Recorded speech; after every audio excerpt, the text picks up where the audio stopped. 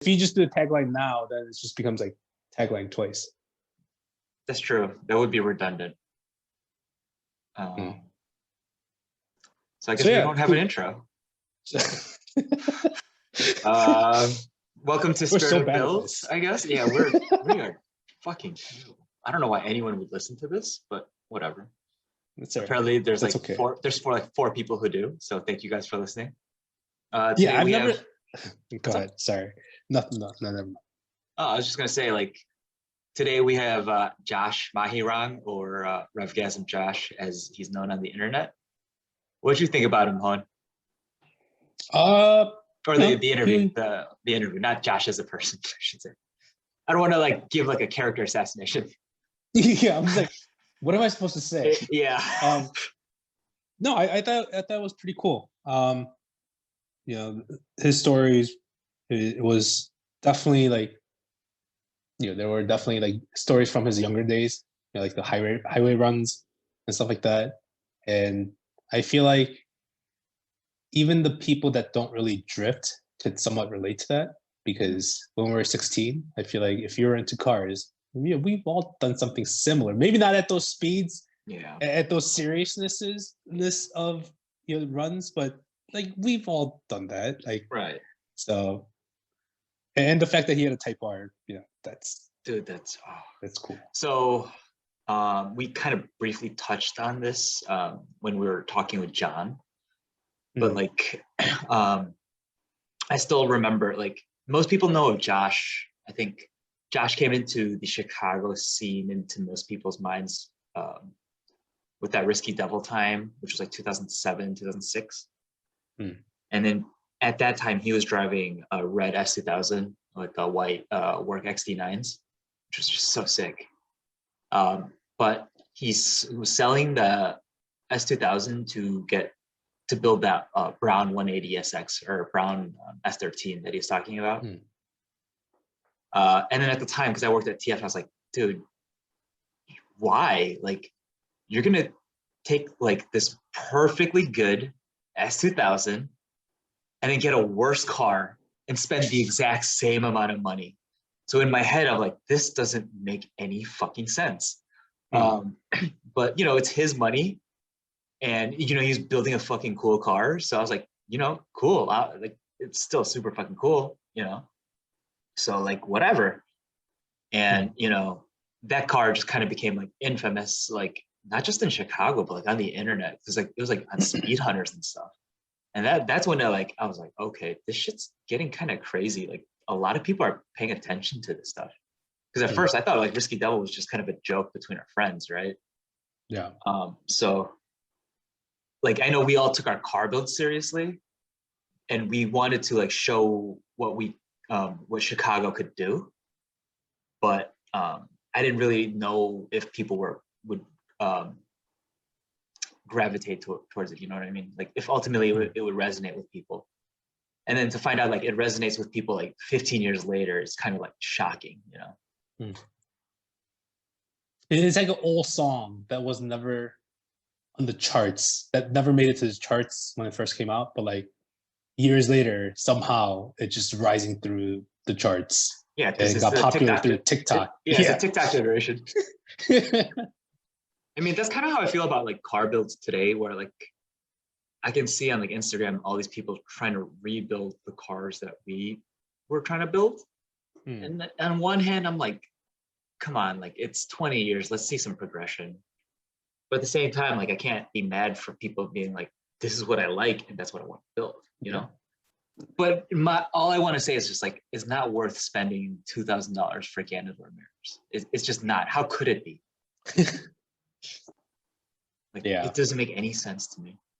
That's all. Like, you know, besides that, like, I can't, you know, like, I think it's super cool. Like, people are still building cool cars. I mean, you know, some people want to flex. But yeah, man, like, dude, COVID was just crazy. And like, I could not imagine doing the shit you do, or like being in the healthcare field. There's just no amount of money that you could pay me to just be like going day in and day out and just be like, yeah, all you fucks that are not wearing masks and like, you know, doing whatever shit you're doing, Yeah, Yeah, when you man, get sick, let me take care of you for the same amount of money, you know, and way more risk.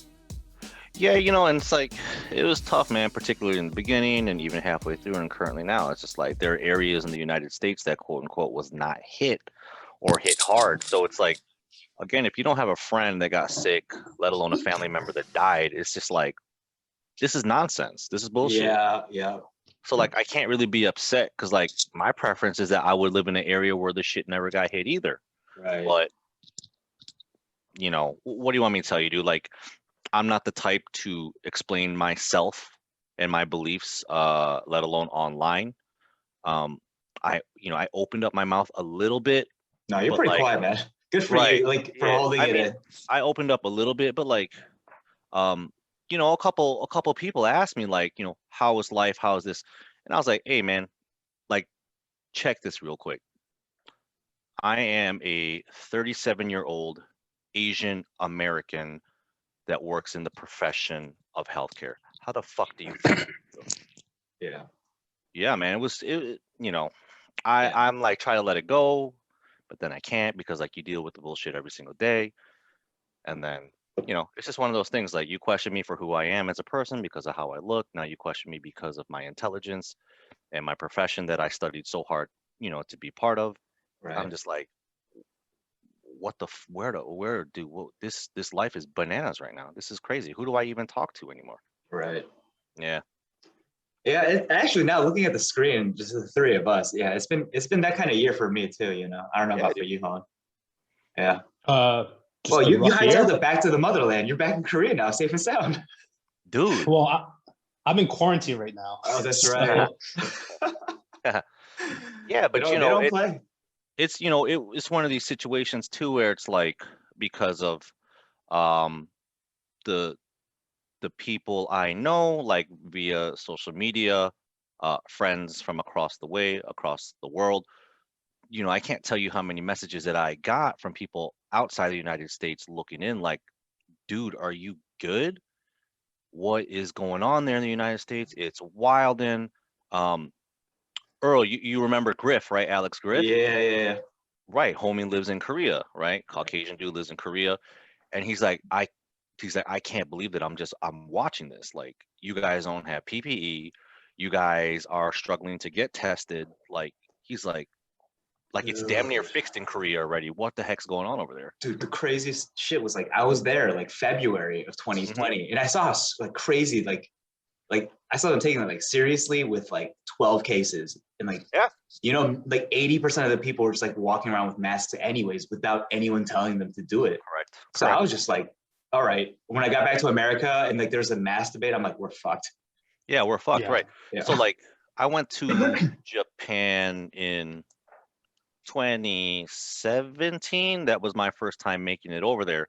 And like most parts of Asia, the mask is common. Whether Yeah. it's you protecting yourself, whether you yourself feel a little bit ill or under the weather, very common. Air quality too. I got really bad allergies when I was there, and hanging out with a bunch of Japanese drift dudes and race guys. They smoke, and like wearing a mask was common. So like I started that practice when I came back home. If I felt under the weather again or seasonal Mhm. allergies, even when I was going to track days when there was smoke and rubber, like not to be a bitch, but like I've got fairly sensitive like respiratory system ever since I was a child. So it's like, yeah, wear a mask, no big deal, even if people look weird or look funny at me. And then the mask mandate when COVID hit, I was like, we're fucked. Yeah. Yeah. Yeah. I know. I Cause mean, like, go ahead. I don't understand the what do you say, like the notion against masks, because like what is so bad about it? Like people just look at you like you're a plague or something, but then at the end of the day, like it's for the greater good. So, Yeah. yeah. So in Well, my experience, sorry, yeah. just real quick. Go In ahead, my bro. experience was like when I was there in Korea, I saw it too, like, in like the 2010s, like early 2010s. And I was like, why are they wearing masks? And they're like, oh, it's because one person told me it's like air quality, and another person told me like, oh, it's because that person is sick and they don't want to get other people sick. And I was like, oh, Right. that's really polite. Like, It's a why don't responsible thing to Yeah. do. I wish like Americans would do that. And then when I saw like the debate, I was like, oh. Yeah. Well, like I always hated to like compare that. It's just like, but from a lot of the travels that I've done, um, there seems to be like a common respect for one another or as another human being in some of the places that I've traveled to in the world. Mhm. Um, so maybe wearing a mask really isn't a big deal. It's just like, you know, Right. but like when you come here, it's like you're walking down a massive facility or building, like the mall, and yet somehow there's not enough fucking room for two guys to walk past without shoulder checking each other. Like, Yeah. you know what I mean? Like it's Yeah. this, like same concept, you know. But for me, mask is common. It's common in my profession. It's common to have seen it utilized in other countries. And I was like, word, it's our time. It's our time to step up and be like, you know, try to take control of stuff, have respect for one another's health, and try to be a more healthy and better, you know, better us. And man, dude, like clearly opinions are just like you're either one side or the other. Like it's wild. Yeah, See, I I think mean, I think it's crazy how people are taking medical advice from news pundits. Like that to me, that's the most craziest thing ever. It's like, Yeah, man. what qualifies Tucker Carlson Yeah, to have any that's like crazy. any opinion that matters on this matter? You know? Yeah, yeah, no, Yeah, it's certainly. insane. And like I have a friend. I don't know if you actually know this Instagram account, Nurse Life RN. It's Yeah, like a I floated past it a few times. Yeah. okay. So like that's my old roommate, and Oh, I actually really? I actually was part of it in the beginning. Oh, cool. But he moved to LA. I moved down to Atlanta for a different opportunity, and we sort of split ways from there. But like because I'm very well aware, like I'm plugged into that account still in terms of Sure. just kind of like seeing what comes up. And when Yeah. COVID first hit, some of the things that were coming up, that some of the things that you were mentioning, like the lack of PPE, lack of masks, the fact that Mm, the dude. medical professionals had to like put their N95s in a paper bag. Yes. It's like, Yeah. what? These are like Yeah. disposable masks, right? Absolutely. Yeah. It's like it was asinine.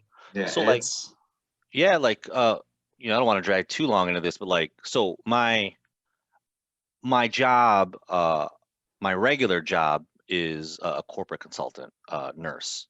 So my job is to ensure that like the quality measures, etc., Mhm. are in place.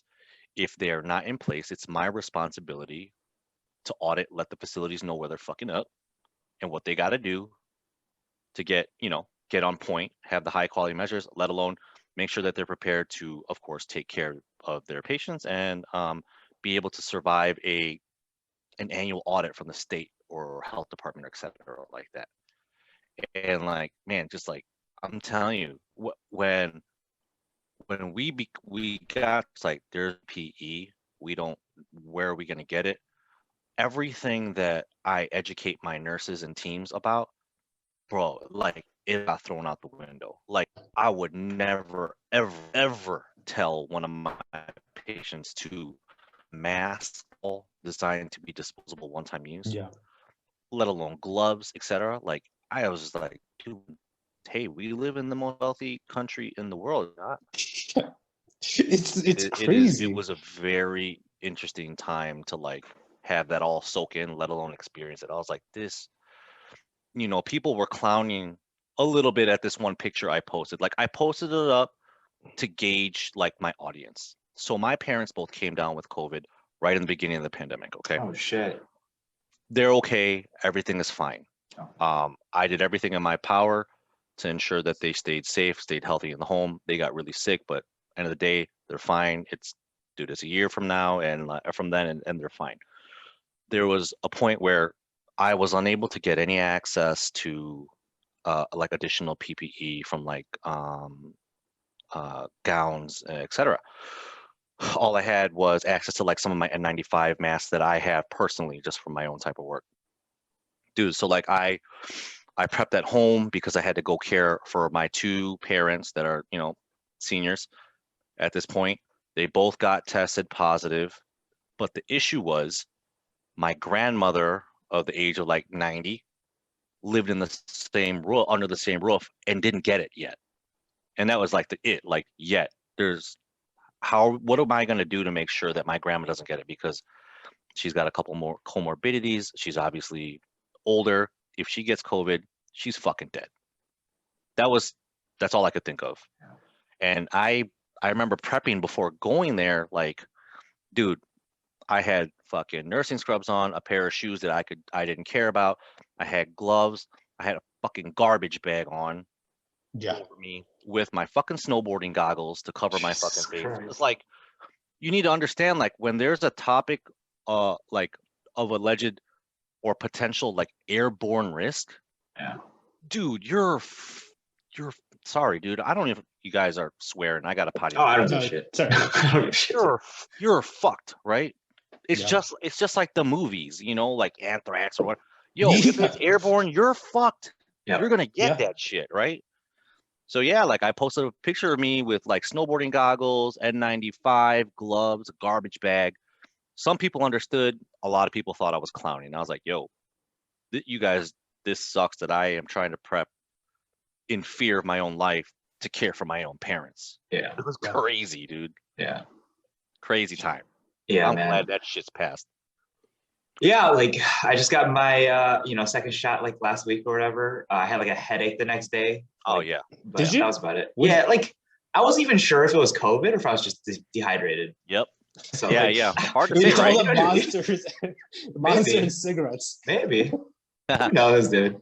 Who knows? Man. But like one thing that I've realized, so I've been in Korea since the 6th, and I've been in quarantine, 14-day quarantine, ever since. And then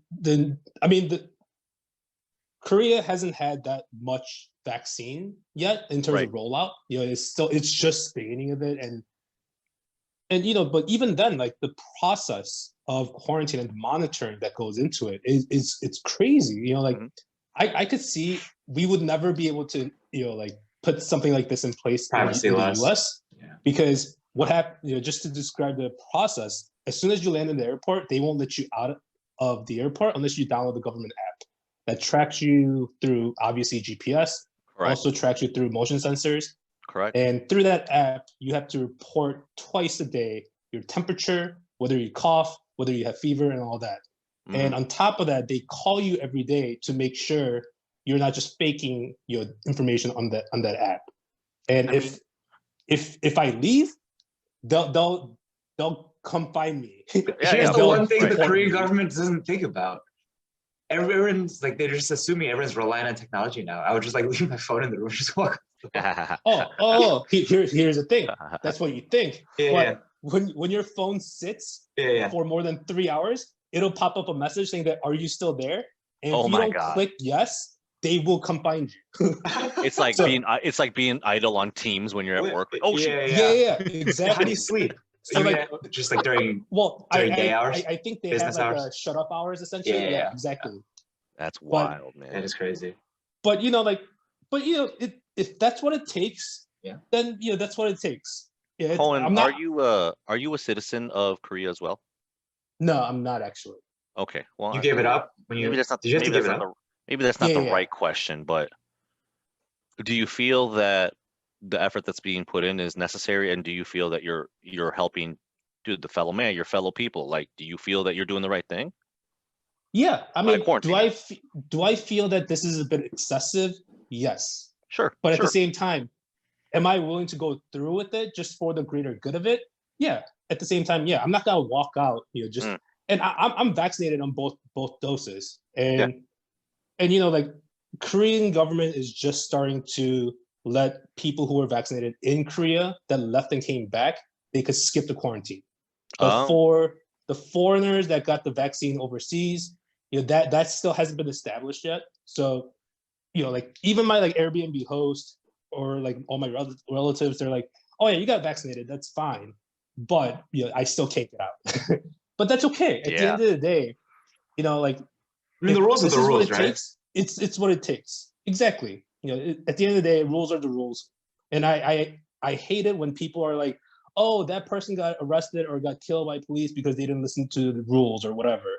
at the same Oh time my they turn around and just fucking, they do whatever they want. Oh my. The hypocrisy is insane. Yeah. Yeah. Certainly. Yeah. You Uh, can't. Hard to change those people. yeah. I don't know if it'll ever happen in this generation, but like it takes generations, man. It does. Generations. But I mean, you can see, like, I don't know.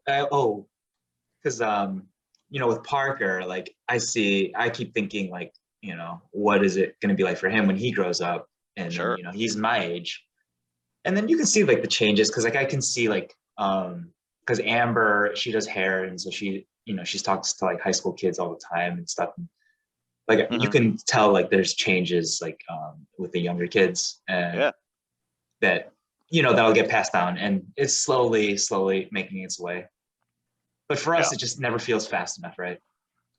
But I feel like in the US though, the level of education varies so much based on region, and based on just even areas within like the same metropolitan areas.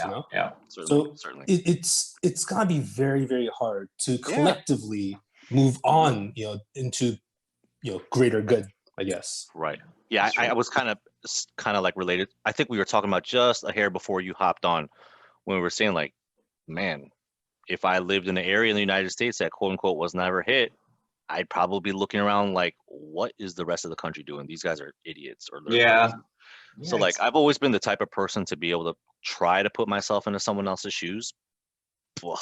Man, like, look, I'm not trying to educate anybody that's listening to this program or anything, but like, I've seen plenty of fucking people die. I've seen plenty of people in body bags, particular to this. For the people that say that people are writing up fake diagnoses about COVID-19, you don't know the first thing it takes to be able to declare somebody dead. Okay, so like, I'm not saying you're stupid. I'm not saying that your opinion doesn't count, but like, man, stop listening to Fox News. Right, like it took a long time to be in the profession that I'm in, and it's just like, man, that shit hurts when people are like so irresponsible to say certain things. I'm just like, man, like I've seen a lot of people die in my career, and this shit was crazy. When people say like, oh, yo, it's the same rate as the flu, guys, I have never seen an outbreak of a flu in a facility before. 1 to 2 maybe patients that we were able to quarantine and stop an outbreak. I've never seen fucking rooms full of people dying because of COVID and they can't breathe. Like I've never seen it. Never. So, but that's my 2 cents. So whatever. If you weren't there, you weren't there, right? Yeah, I mean, I was like, I talked to TF Mike, and he's talking about Annabelle and what she was seeing at the hospital and stuff, and it sounded kind of crazy. I was just like, dude, like, yeah, and Annabelle's intensive care. She's specialty. So like, she was in the thick of it, dude. So yeah, man, wild time. And I would never wish for anybody to be there. Yeah. So like, lucky for you that you guys weren't there to have your fucking opinions. For real. Yeah. No, I 100% agree.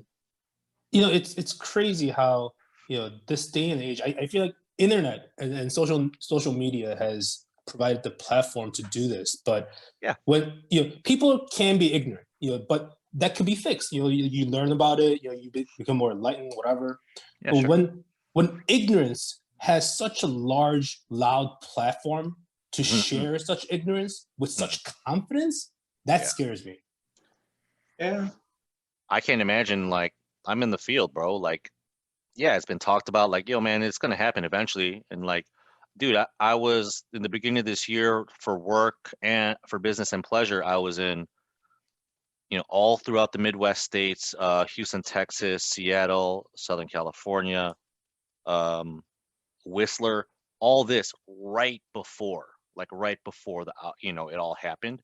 Yeah. And even I, like, when they said Wuhan was having this, and even I was like, we'll see. Yeah, it's like SARS. It'll be over there. Yeah. It'll be in Asia. Maybe there'll be a little bit somewhere else. Maybe again in the US, but it'll be contained. Right. And I was just like, of course, and even throughout those travels, like I was questioning whether, and I was like, should I wear a mask? Not common for me to do such a thing, but like, should I do one just to be safe? Yeah. And shit, man, we were in California for final bout. We were for Horse Thief Mile, and that shit dropped when we were out there. you know, and like the final bout crew, those dudes had to make a, you know, a legitimate decision on whether or not who they could include at the event. I didn't know if it was even gonna like work out. I didn't even know if I was gonna be able to make it home through like our scheduled flight. Right. That was a wild time, man. I thought I was gonna drive the S13 all the way back home to fucking Illinois, dude. Oh Hey, those God. I mountain was like roads. super excited. I was like hella Yeah. hyped, and I was like, oh shit, Yeah. this might suck. Yeah. Like, speaking of which, that's a great segue. I guess it's time to introduce our guest and the show. So, welcome to Spirit of the Build, the show behind, what is it? The people with cars. I don't know. It doesn't It's fucking Spirit matter. Build Yeah, with podcast about Josh. cars Yeah, and we're here with people. Josh. Josh Maghirang, or Oh, Revgasm Josh, as he's oh known god. on Instagram. Oh, gross. Or the basically, how would I describe it? I guess you're like in my opinion, you're like the front man. You're like one of two front men, a few front men for Chicago street drifting. I would say. You know what I mean? I don't know. Like, That's yeah, I mean, I don't know, but like I've been a spectator of like car culture ever since I was young, and then like the timing just happened to be pretty perfect for drift life to right. really come to the US. Um, so yeah, I don't know if I'm the face of anything, but yeah, I've seen I'll put it this way, I've seen a lot and I got a lot of stories. Yeah. Yo, so I gotta ask real quick. Yeah. What's it like to I guess be like internet famous Oh in my, within the circle of drifting?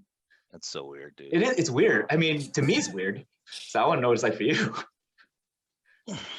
I don't know.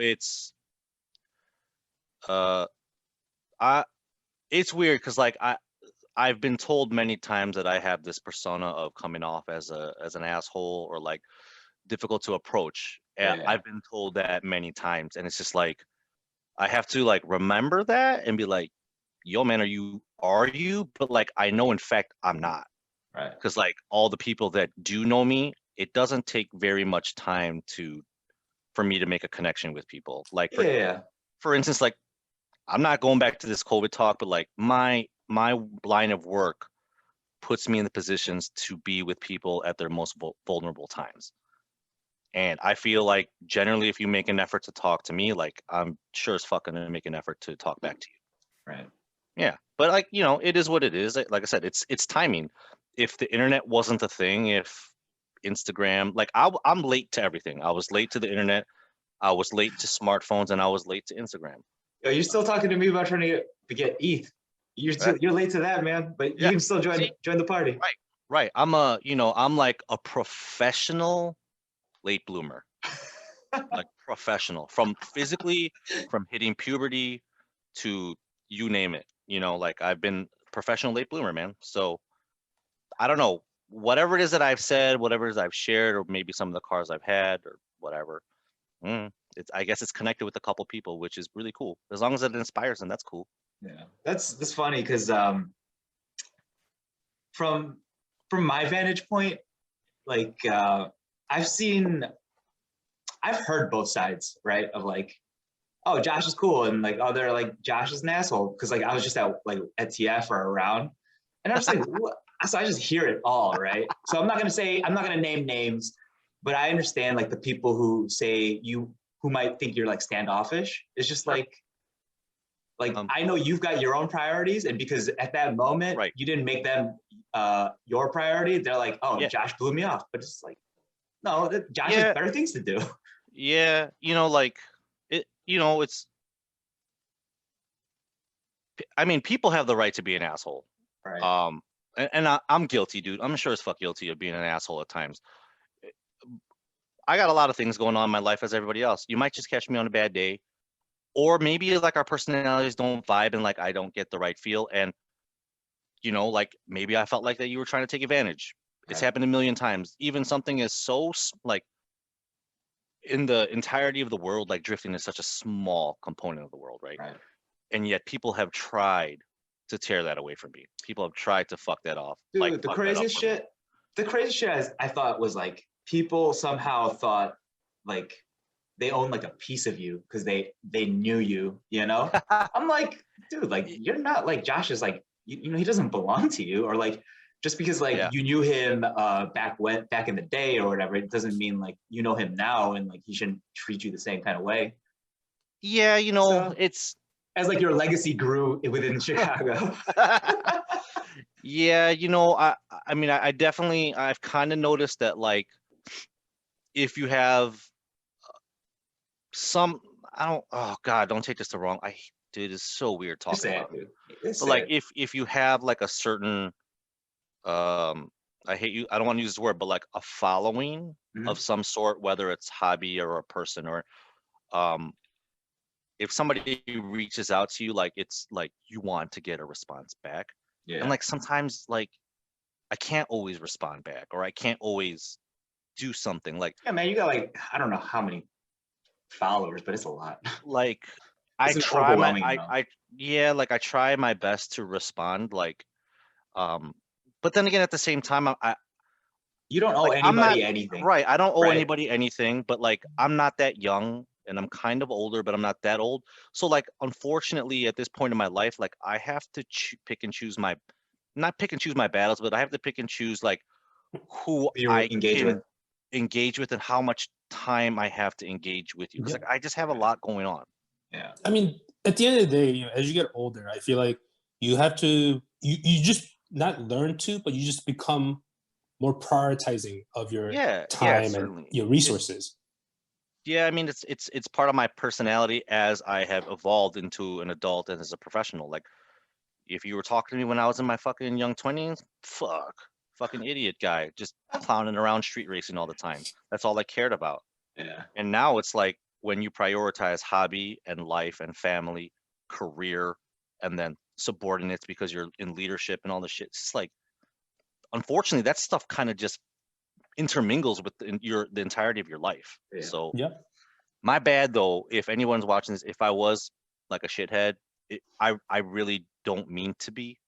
Um, my bad, for real. I would love to talk. I love talking to people. Like, Yeah. fuck, I'm on here. So, Yeah. I mean, No, at the end of the day, we all have only 24 hours. Yeah. yeah. That's it at the end of the day. yeah, You know? Yeah. I am learning. I mean, I know Yeah. Josh, you got a lot going on these days because we've Yeah. been talking. You got the house coming up that you're Yep. building. Yeah. You got a Yeah. kid on the way now. Is it a boy or a girl, by the way? Do you know? Or So you haven't revealed yet? we decided to skip at the 14 week. So we're gonna wait for the next scheduled appointment to find out. Okay. So yeah, Congrats, hopefully by the it's a way. boy, hopefully it's a girl. Yeah. I don't really care, man. As long as they drive. Yeah. No, man, I don't want them to drive. I Oh, don't is want it them too to expensive? I don't want them to it's To too fuck up your expensive, shit, it's right? irresponsible. I don't Yeah, want they'll them to fuck up touch your my shit shit. too. Yeah. Yeah. Yeah. Well, Oh my God. I'm getting Congratulations, my though. Thank you, You and brother. I'm getting Marla. my nephew started on karting as soon as he could grab onto Wow. the No, handlebar. I'm literally building a kart track in our backyard. That's I'm gonna so make it cool. happen. I'm That's making so it cool. happen. You know, like I don't have this kid yet, right? So this child is growing In your mind. in my mind. She's, you know, this child is growing in my wife's body, and it's like you like the protection part is starting to come up. Like I want to protect this being with all my life, but like I don't know what I want for the kid, like in terms of hobbies. Like I don't like the selfish part of me is like, how am I going to be able to let go of the stuff that I love because like now my kid loves it and I want to Yeah. dedicate all my efforts to my kid. Like how does one do that? I Oh, I'm don't. gonna So stop driving because I want my kid to drive. Like I know. what? So this is the struggle I've been dealing with. Like letting go of like my ego and then trying to figure out what's best for Parker. Whoa, Because like there's things that I want to do. There's plenty of things that I want to do, but like you know, sure. eventually I got to put that aside to make time for him. Mhm. But one thing I'm excited for is like because I didn't force this on him. He just happened to grow up, you know, liking cars. You know, and that's the Ugh. only thing he wants, which Oh is a my. fucking nightmare. Yeah, But at dude. the same time, like as he gets older, that's a way we can bond. So like I'm appreciative. Like we'll have that come Sure. up. You know. Yeah. Like my, I grew up the majority of my life and even into my teenage years, Mm. like deathly afraid of my dad. We had a very odd personality, like relationship. You know, he whooped my ass if I was fucking up. Yeah. If I wasn't fucking up, he, you know, like just one of those things, right? Right. And but the one bond that my father and I did have was cars.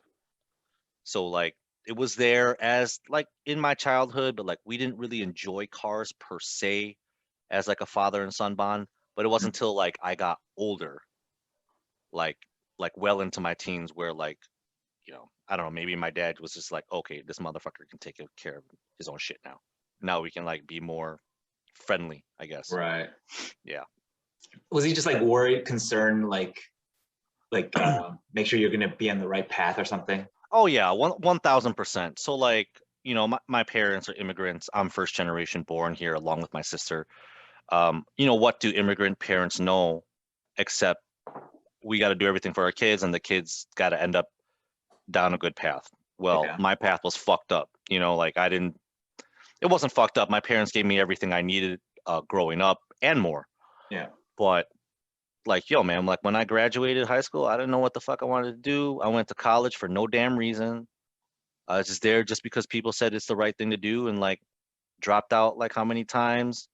It wasn't until like a little bit later, like maybe around the time the time me and you kind of probably were running into each other, or like Yeah. when I started realizing like, okay, like if you want to enjoy this hobby, like you need to fucking man up and figure out some way to afford this shit, because like you're never going to be able to enjoy this hobby unless you got some money Yeah. Nothing's somewhere. free. Nothing's free, let alone like that hasn't even fucking like factored in rent or mortgage or family or anything. Right. Surviving is not free. Yeah, Right. surviving is not free, right? So like, shit, man. Oh man, I can go on and on, dude. Cars, dude, fucked up my whole life, bro.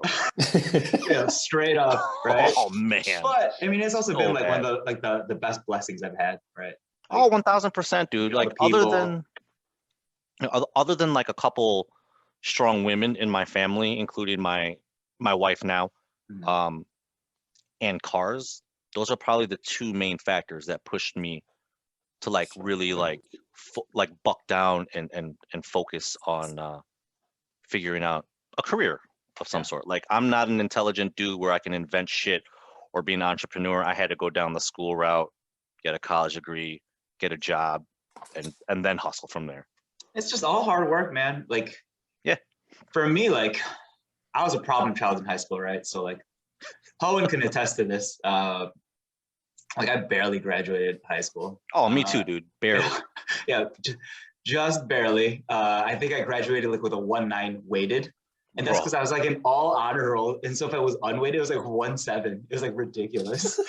Oh my god. They But let here's you the thing, I graduate got- with that? Is that even yeah. possible? Yeah, but I got like a 28 on the ACT. So I was just like, whatever. And then what did I do? I went to CLC first for like a semester. Oh my god, CLC, right? Yeah. Right. And then I was like, Way nah. up there. I was like, nah. And then the next semester, my parents were like, you still have to go back to school. And mind you, I was like working at like Haywire at the PC cafe. Hey, wire, just- holy. Yeah, just Counter-Strike. Yo. I was the Hey, manager hey, Josh, there. what are you doing? Come all the way to BG to Yeah, do dude. nothing. Okay. Yeah. Yeah, dude. I was the manager there, and I was working there with Duff, Mark, or John's brother. John's brother. Yeah, John's brother Mark. So we were working there because he was still in high school because he was a year younger. And then I went to Oakton, and then I did that for a semester, and I was like, nah. Actually, no. At that time I went through, I transferred to NIU where I live with NIU. Lil Phil. Yeah, dude. Yeah. That's when I lived with Lil Phil, and then I did the semester, or I did the year there. And then one of our roommates was a dealer. And then I was like, you know what? This is just too crazy. So I left. Yeah. And then like that summer, I was like, I don't know what the fuck I'm gonna do. And then dude, Lil Phil hit me up, and he's like, yo, TF Dave needs help to unload this container. You think you can help? I was like, yeah, I got nothing else going on. So, and then the rest was history after that. Oh my god. Yeah. That's crazy, man. Like, Yeah. yeah, like I went to community college. Or no, I thought I was gonna go to, it doesn't exist anymore. Like it was Illinois Institute of Art Mhm. or something in Schaumburg, right by Hooters. Yeah, And yeah. my interest, like my interest during high school was like architecture. Okay. I did architecture classes and all this shit for throughout the majority of my high school career. Went, checked out for the school, tested, whatever, got in, didn't fucking go because I was a bitch. I ended up somehow conning myself into going to DeVry, where I got put like on academic probation within the first fucking month. Yeah. You know, like I was like, Sounds oh, like you know me. what? I'm gonna choose PM classes because like I don't want to wake up early. I could work a little bit and then go to school. Worst idea. Like you roll up in the parking lot with your fucking Honda. You see your homies leaving school while you're coming in. What do? You leave school with them, right? You go have a drink. Yeah, like you dip. Like you don't go to class, you dip. Same thing. Tried it at COD, College of DuPage. I tried that for like radiology. Fuck. No, wasn't for me.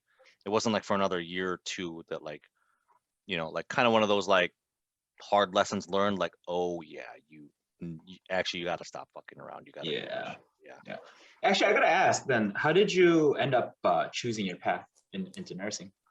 Choosing my path maybe wasn't the right way to choose getting into a profession like that because like I mean all professions are serious, but you're dealing with people's lives, right? Right. Either you're dealing with maintaining someone's life or you're dealing with saving someone's life. Yeah. My mother has been a pediatric intensive care nurse ever since I was a child at like Illinois Masonic.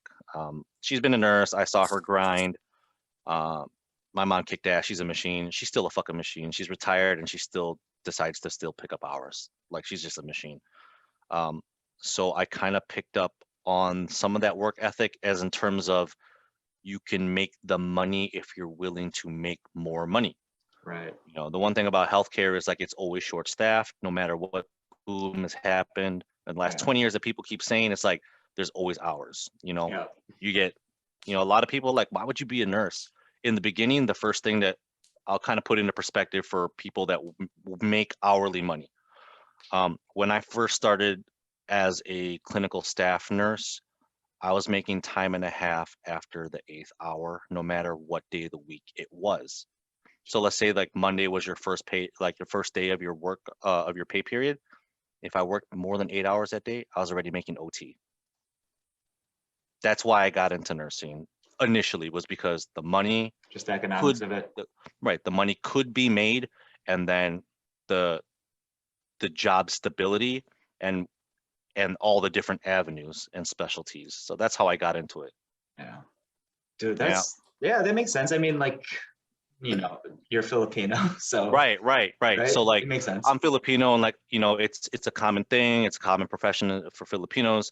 But Like a I will family say though, business. like I just, dude, like when I really got into the thick of it and got past the fear of being a professional and just was like dedicated to being a professional, Yeah. like, dude, I like really fell in love with the job, man. Like Okay.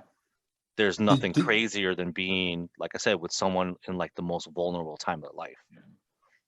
Did you ever consider travel nursing?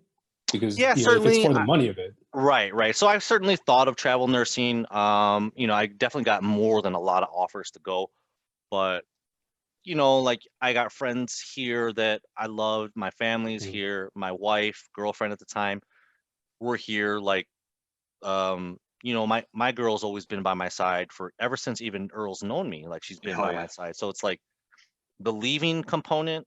It's never Mm. really been in my books. Right. Especially if you're well rooted like that.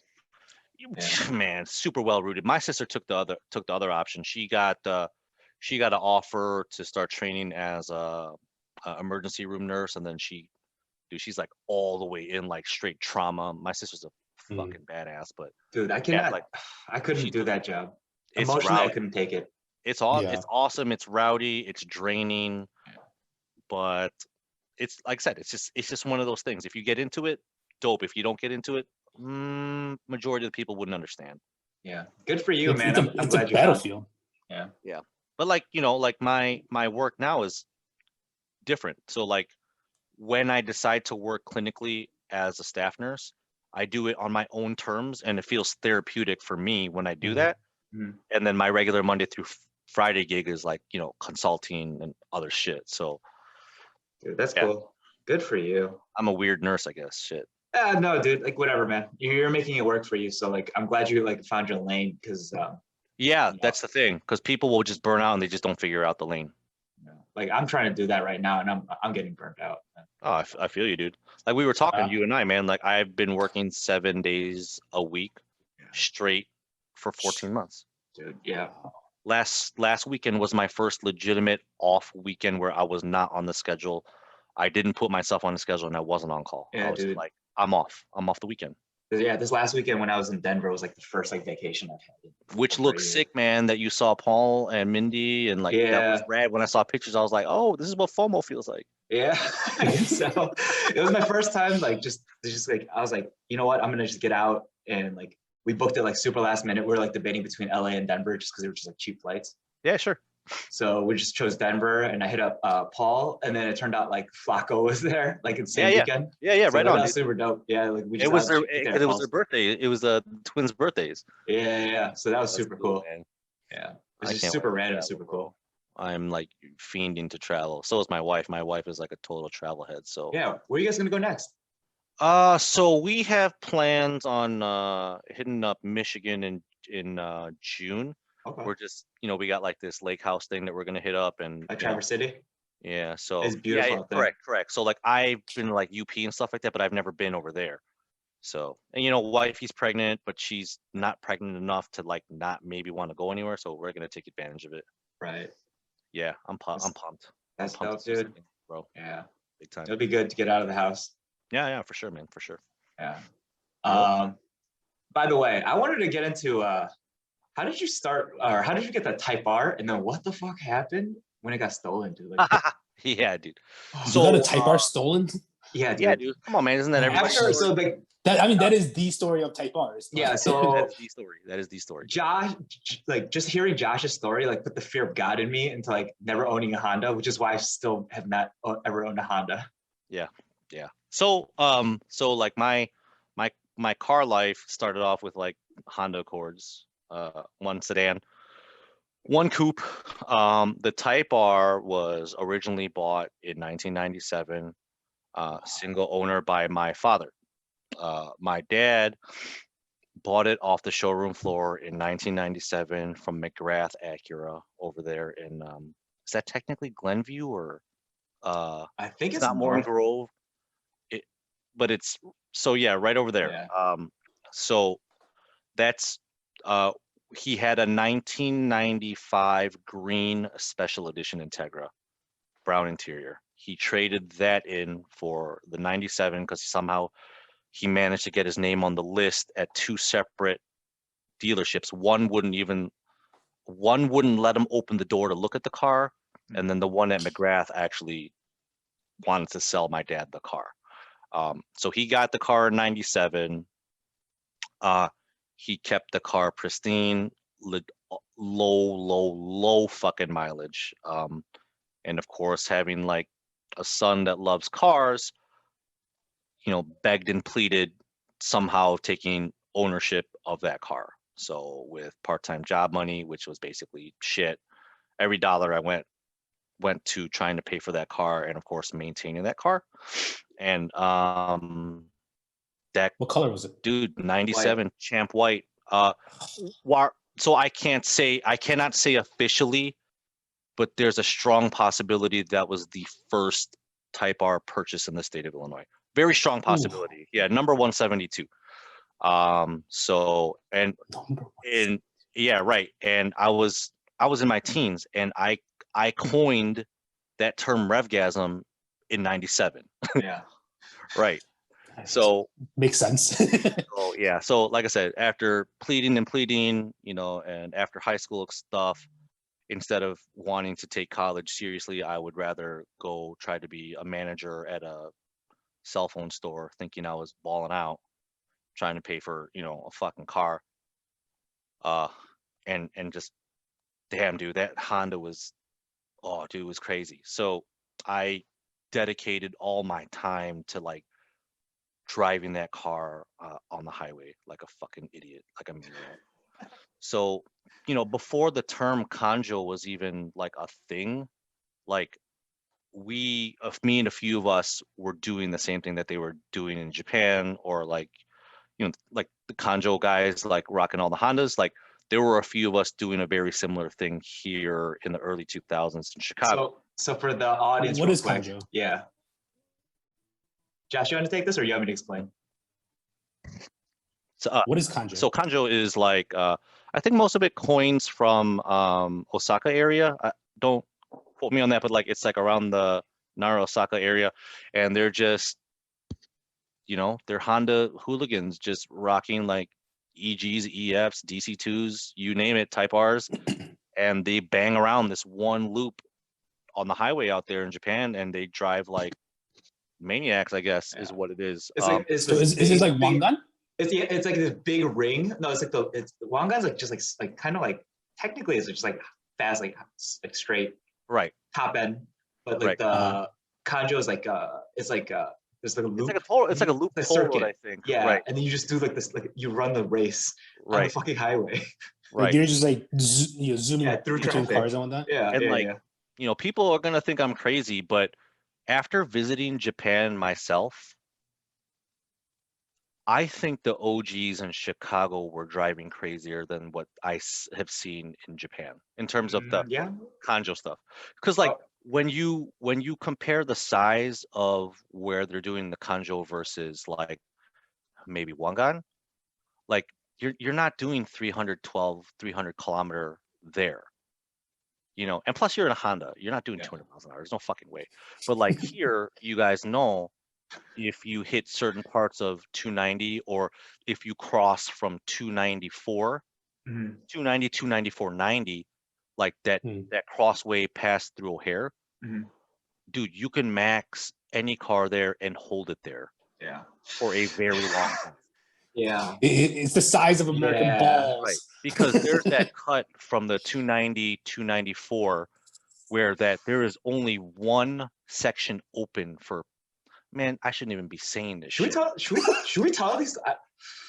I talked to Mark, because Mark's a lawyer, and we talked about the statute of limitations on these stories, and he said we're clear just in case. So now it's just a matter of like, do you want to get this information out there in the world? Because we do have some stories which are kind of ridiculous. All the stories I'm telling, like it's the Bible or something right here, right hand, all the stuff I'm saying is fake. It's not true. Yeah. But the part on 294 where there is only one section where a trooper can sit and loop to follow. So as long as you pass that section, you've got from there all the way till Rosemont, which is basically already 90. Yeah. You have all that open. There's nobody there to catch you. So it's like 7, 8 lanes. Right, it's and that super wide. That part of 294 is probably the widest parts of the highways in the Chicago loop area. It's also the most congested. Yeah. At times. During certain parts of the day, but like, you know, we would I don't know how the fuck did we get here, but like we would run certain loops. We would decide at the time that we wanted to run, like, okay, are we running 290 today? Are we running 294? Or are we running 9094? So like, depending where we met would determine kind of which loop we wanted to do. But like the wild ones were always like they were all wild, but the 9094 runs were always the rowdy ones, the rowdiest for me, because the 9094 runs, you could race and you had the ability to split the highway, taking the left lane, the expressway. That you could take the express lanes of the expressway, or you can run just the standard expressway. So like the express lanes is only 2 lanes, but when you're doing triple digits, it's like really exciting because you're just within that 2 lane and concrete barriers. But like, yeah, we used to run that. We used to run mini Monaco. Yeah, like we would run from back then. Like a lot of people would meet around Streets of Woodfield. We would leave Streets of Woodfield, do 9094 to Lower Wacker, and then we would loop Illinois to Navy Pier, and then the same route exit Lower Wacker to 9094 back to Schaumburg. And dude, we were doing those runs like sub 30 minutes, like back to back. I don't know what kind of Surprised. podcast we're on, so but So like no, yeah. To be honest, like I don't either. so right. So like I'm surprised when none of us died, and Right, I've seen you're you right. guys like Concussions. fuck up a lot of. Street No. racing edition. No, you're absolutely right. Unfortunately, there was a lot of, there was like a lot of, there were guys that would try to race, that would try to run, and they just didn't understand the concept of you don't, you're, it's not the first one to, so like the Type R would do like 147. It wasn't the first one to get to 147. It was the one that was going to run 147 all the way to where you tried to get to, and then try to do it all the way back. Yep. So like, this is no cannonball, but like running a triple digit speed anywhere for any consecutive amount of minutes is fucking wild. Yeah. It is. You It's know, so like- wild. Yeah, dude, like there were many times when like there would be like crews of motorcycles that would try and run along with us, and like yeah, they would be willing to split in certain spots. Like, they could split cars better than we could split a car. But like we always had rules like you could split cars, but you could never use a shoulder. If you use a shoulder, you're a bitch, you're cheating, whatever. Yeah. But like we'd run with the motorcycles. Like we'd run with the motorcycles like all the way through. Like doesn't I'm matter. getting, If, like, oh, yeah, dude. I'm getting like stressed. Like I can feel my heart rate. Like Right. Me too. Like I don't get to have this kind of conversation with a lot of people because a lot of people that I know today weren't around when we were doing this stuff. But like I can, like, I'm starting to shake thinking about it. Like, yeah, dude.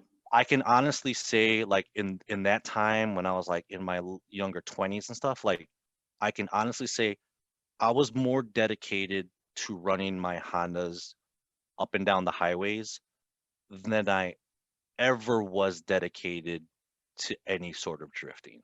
Yeah. Although everybody knows me now for like kind of drifting, like I've never taken drifting as serious as I did running on the highway. I still think of you as a Honda guy. That's why I keep asking you, when are you gonna get back at a Honda?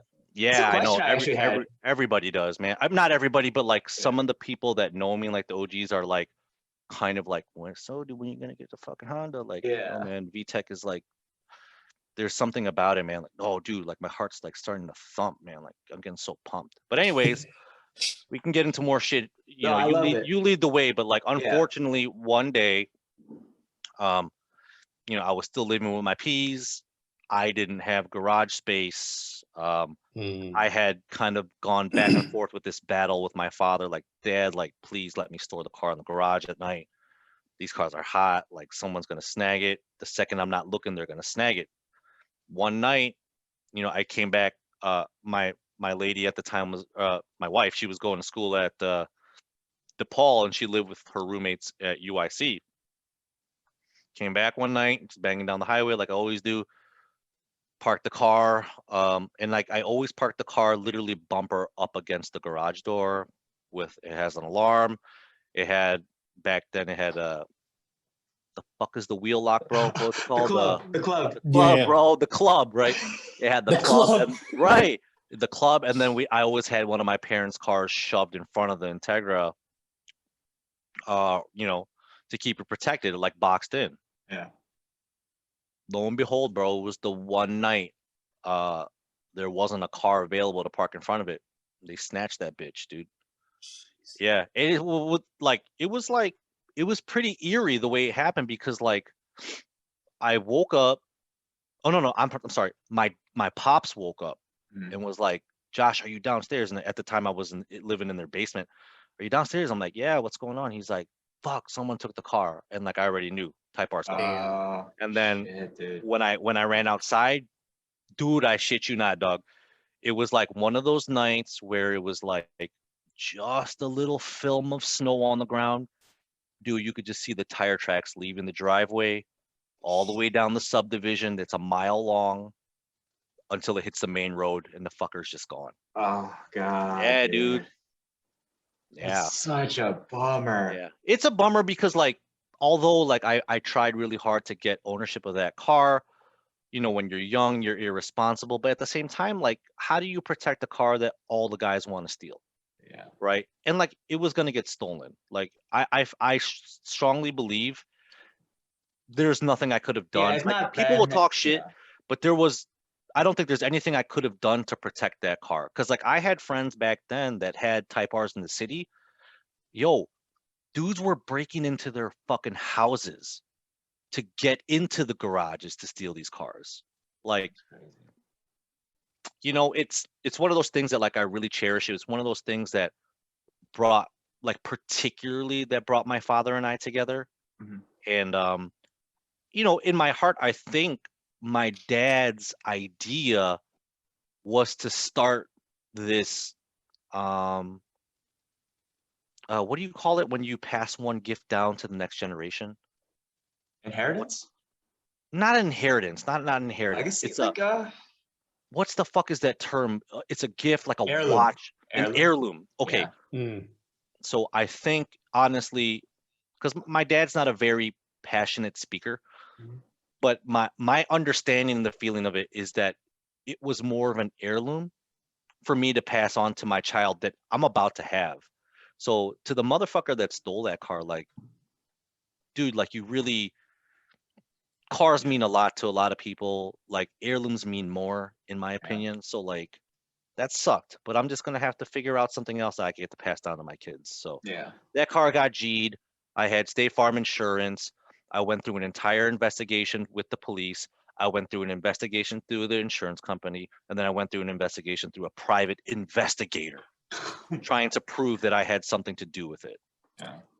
And uh, more than a year it took to get the check for that fucking car. It's because your skin color, bro. Yeah, you know, what do you want me to tell you? But like, and they pulled a lot of shady questions, like really, really trying to catch me up. They questioned a couple close friends. They questioned my girlfriend. It was a sour situation, you know. It was a really sour Yeah. situation because like I was like, you know, me and my family particularly were hurt. It just wasn't a car.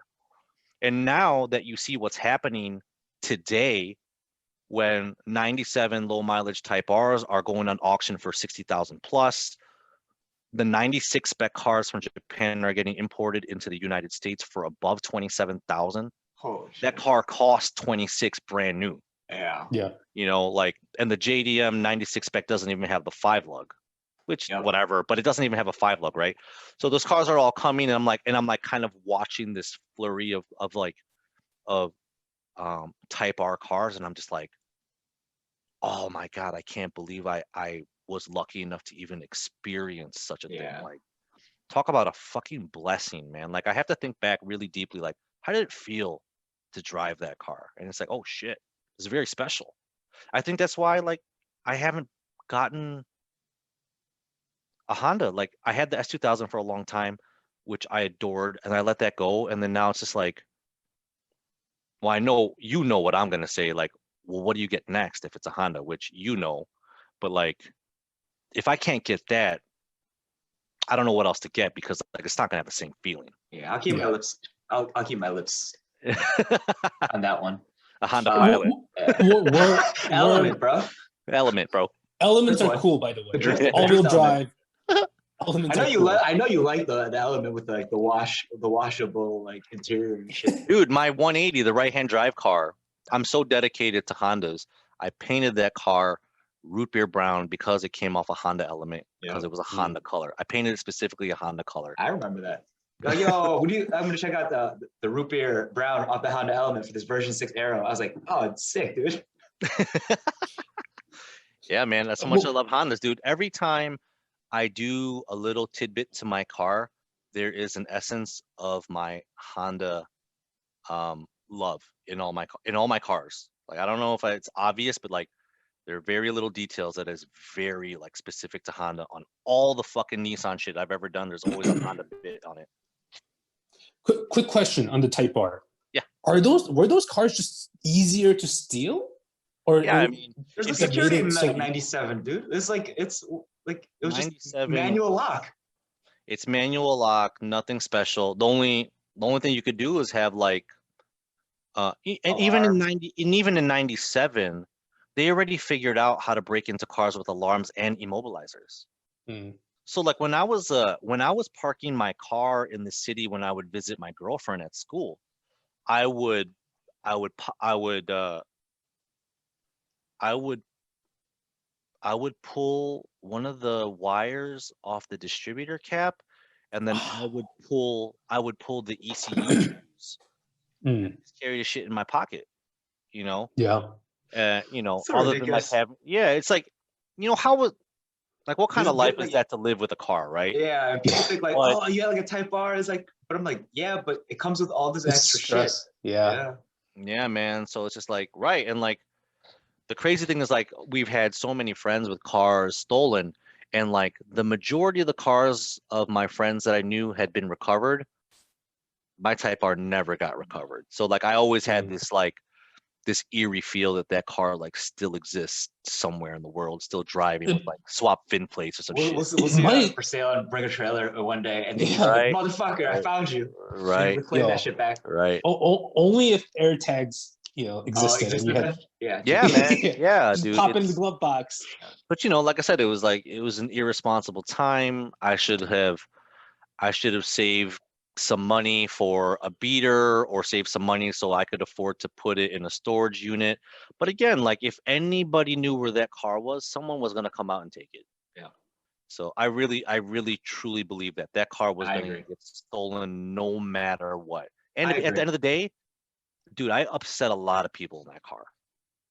Like I hate to say it, like I upset a lot of people, from all the people I've raced, all the people that came up to me like wanting to run the highway against me and all this bullshit that we used to do back in the day. Like There was a lot of drama. I pissed off I pissed off a lot of people. A lot of people fucking crashed their cars trying to race and follow me. Like, Yeah, that's not your fault. I witnessed. No, it's not. It's not Josh's fault. But I witnessed two people trying to race Josh on the highway, and then they just didn't know what they were doing, and then they're hitting the barrier. I was like, you idiots. Yeah, you know, it's like I said, like it's very stupid and not honorable, and It's completely it's nothing to brag nothing about. right It's nothing to brag about. But like I said, when I It was think hella fun about- though. right, but when I think about those times in my life, like there was only two things in my mind. It was my fucking girlfriend and fucking driving really fast on the highway. That's all I cared about, dude. Yeah, you at least you had two things. I just had the one. Just the car. So, Yeah, man.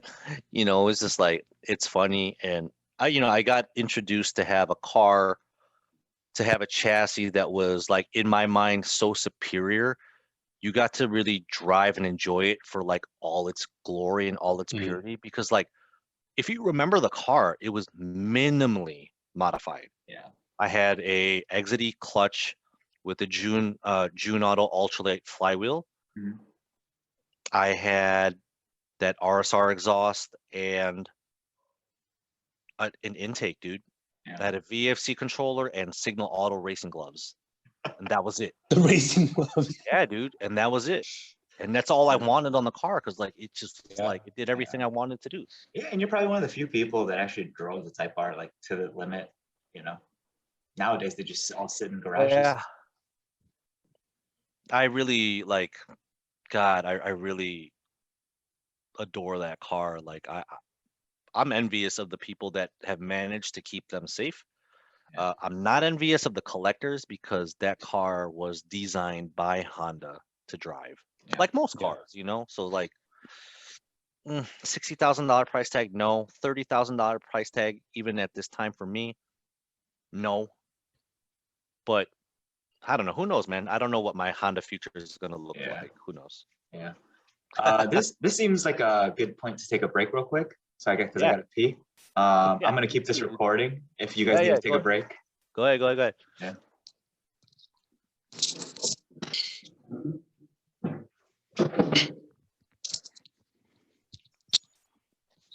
So Hoeun, why are you out there in the homeland, bro? I'm actually out here for to renew my visa, my Korean visa. Uh-huh. So I carry U.S. citizenship, but like the visa that I have for Korea, it's actually a very advantageous visa where it allows me to work out here whenever I want. Yeah, I don't need any. I essentially I have zero restrictions. It's Right. basically the equivalent of a Korean citizenship. In Or like terms of permanent yeah. residence. yeah. Oh yeah, green card. I mean. and it expires every 3 years, and for me, it's hard. It's very hard to get again because like new applications are just being rejected left and right. So I'm just here to renew that visa, along with some medical checks, dentists, and all that. But oh, gotcha, man. Yeah, Shoot, but if it wasn't for the visa there, renewal, if it wasn't for the visa renewal, I wouldn't be here right now. Right. Oh yeah, it's kind of a big thing to decide to be like, hey, let me just travel internationally in a pandemic. All right. Yeah, right. But for me, like it just allows me to have options. If I want to kind of like come back out here and just work if I want to, or if the opportunity arises, I could do that freely without any sort of like restrictions. So like for me, I'm always the type to put a lot of importance on having options. Yeah, certainly. So to me, like that is one of the things that I have to hold on to. Right on, man. So should we get started with the drinks for a nightcap? Oh yeah, brother. Nightcap. Yeah, it's noon over here. For it's lunch. Okay. Yeah. Yesterday I was having breakfast, and I cracked open a beer. So my sense of time and drinking has no. That's true. You got nowhere to go, right? You're stuck in the room. Yeah, dude. Well, I rented this place where it's like 2 rooms and like it has great view of like the greenery and stuff like that. It's actually a little more than what I typically pay for Airbnb is out here, but I'm just like, I'm here for 14 days. I'm not spending any money out there, so whatever. Yeah. Right. But you're there for something specific, so get in, get out. Yeah. Dude, I can't open this. Oh, you can't? I tightened this extra like hard because I was traveling, and now it's stuck. Let me go find like a rubber band or something. That's fine. That's fine. What we're drinking is Weller Antique 107. Hey. So it's not. Yeah, it's for the listeners and for you, I guess, if you're not familiar, it's like a weeded bourbon. So the primary mash is corn, and then the secondary is wheat instead of barley, which is what people typically use, or rye. I'm sorry, rye. And then or barley. So this is just like corn and wheat, I believe. They might have barley. I don't really know what the recipe is. Right. This is one of actually my favorites. It's typically about $50 for retail if you can find it. Sure. If you can't find it, so it sells for like $150 a bottle now. Maybe. Right. Yo, man, when are you going to Ohio? Yo, I was packing up for the move, and I found an extra bottle in the basement, so I'll save that for you. Nice. Yeah. Nice. I mean, I just go to Ohio because like the nice thing is I'm only like 30 minutes from Ohio, and in Ohio they sell it they're legally required to sell it at the MSRP. Right. So it's like $49. So every time I need a bottle, I just go to Toledo, pick up a bottle or 3, and then head back home. You're only 30 minutes from Ohio? Yeah, in Ann Arbor. Really? Southbound, right? Yeah, Toledo's only 30 minutes. Oh man, I had no idea. Yeah. That's weird. Yeah, and I'm only an hour from Canada. I know. Yeah, that I know. Yeah. Okay.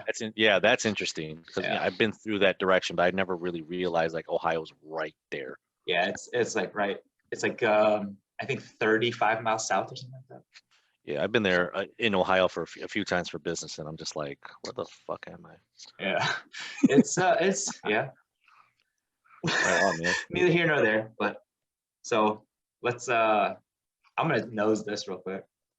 Do you drink a lot of whiskey, Josh? I don't drink a lot of whiskey, but if I do drink, it's whiskey. Okay. Like I don't even have a collection because like I'm still waiting to do something nice with the new house. But like the only stuff I have is just Japanese whiskeys. Okay, cool. So it's overpriced at this point. Yeah. Mm-hmm. So this I smell like sweetness and like some like cinnamon or like spice and like some of the heat. Gosh, I taste heat. You taste I'm not fancy. I don't know, dude. How did you get into like dedicating like time and passion into whiskey, into these drinks? Yeah, drinks in general. Like, how did you? Well, normally when I would go out, actually, when I go out, like actually, this is good. Yeah. Ooh, it's got like a nice like, it's sweet on the tongue, and then it's kind of like thin though.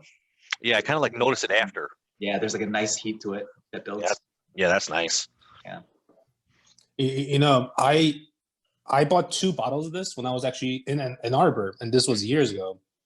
And I drank one. I gave one to my brother as a gift, and he's like, you know, I was gonna open this, and I looked up the price, and it's like $200. Do you want this back? I was like, no, you just drink it, whatever. Like, yeah.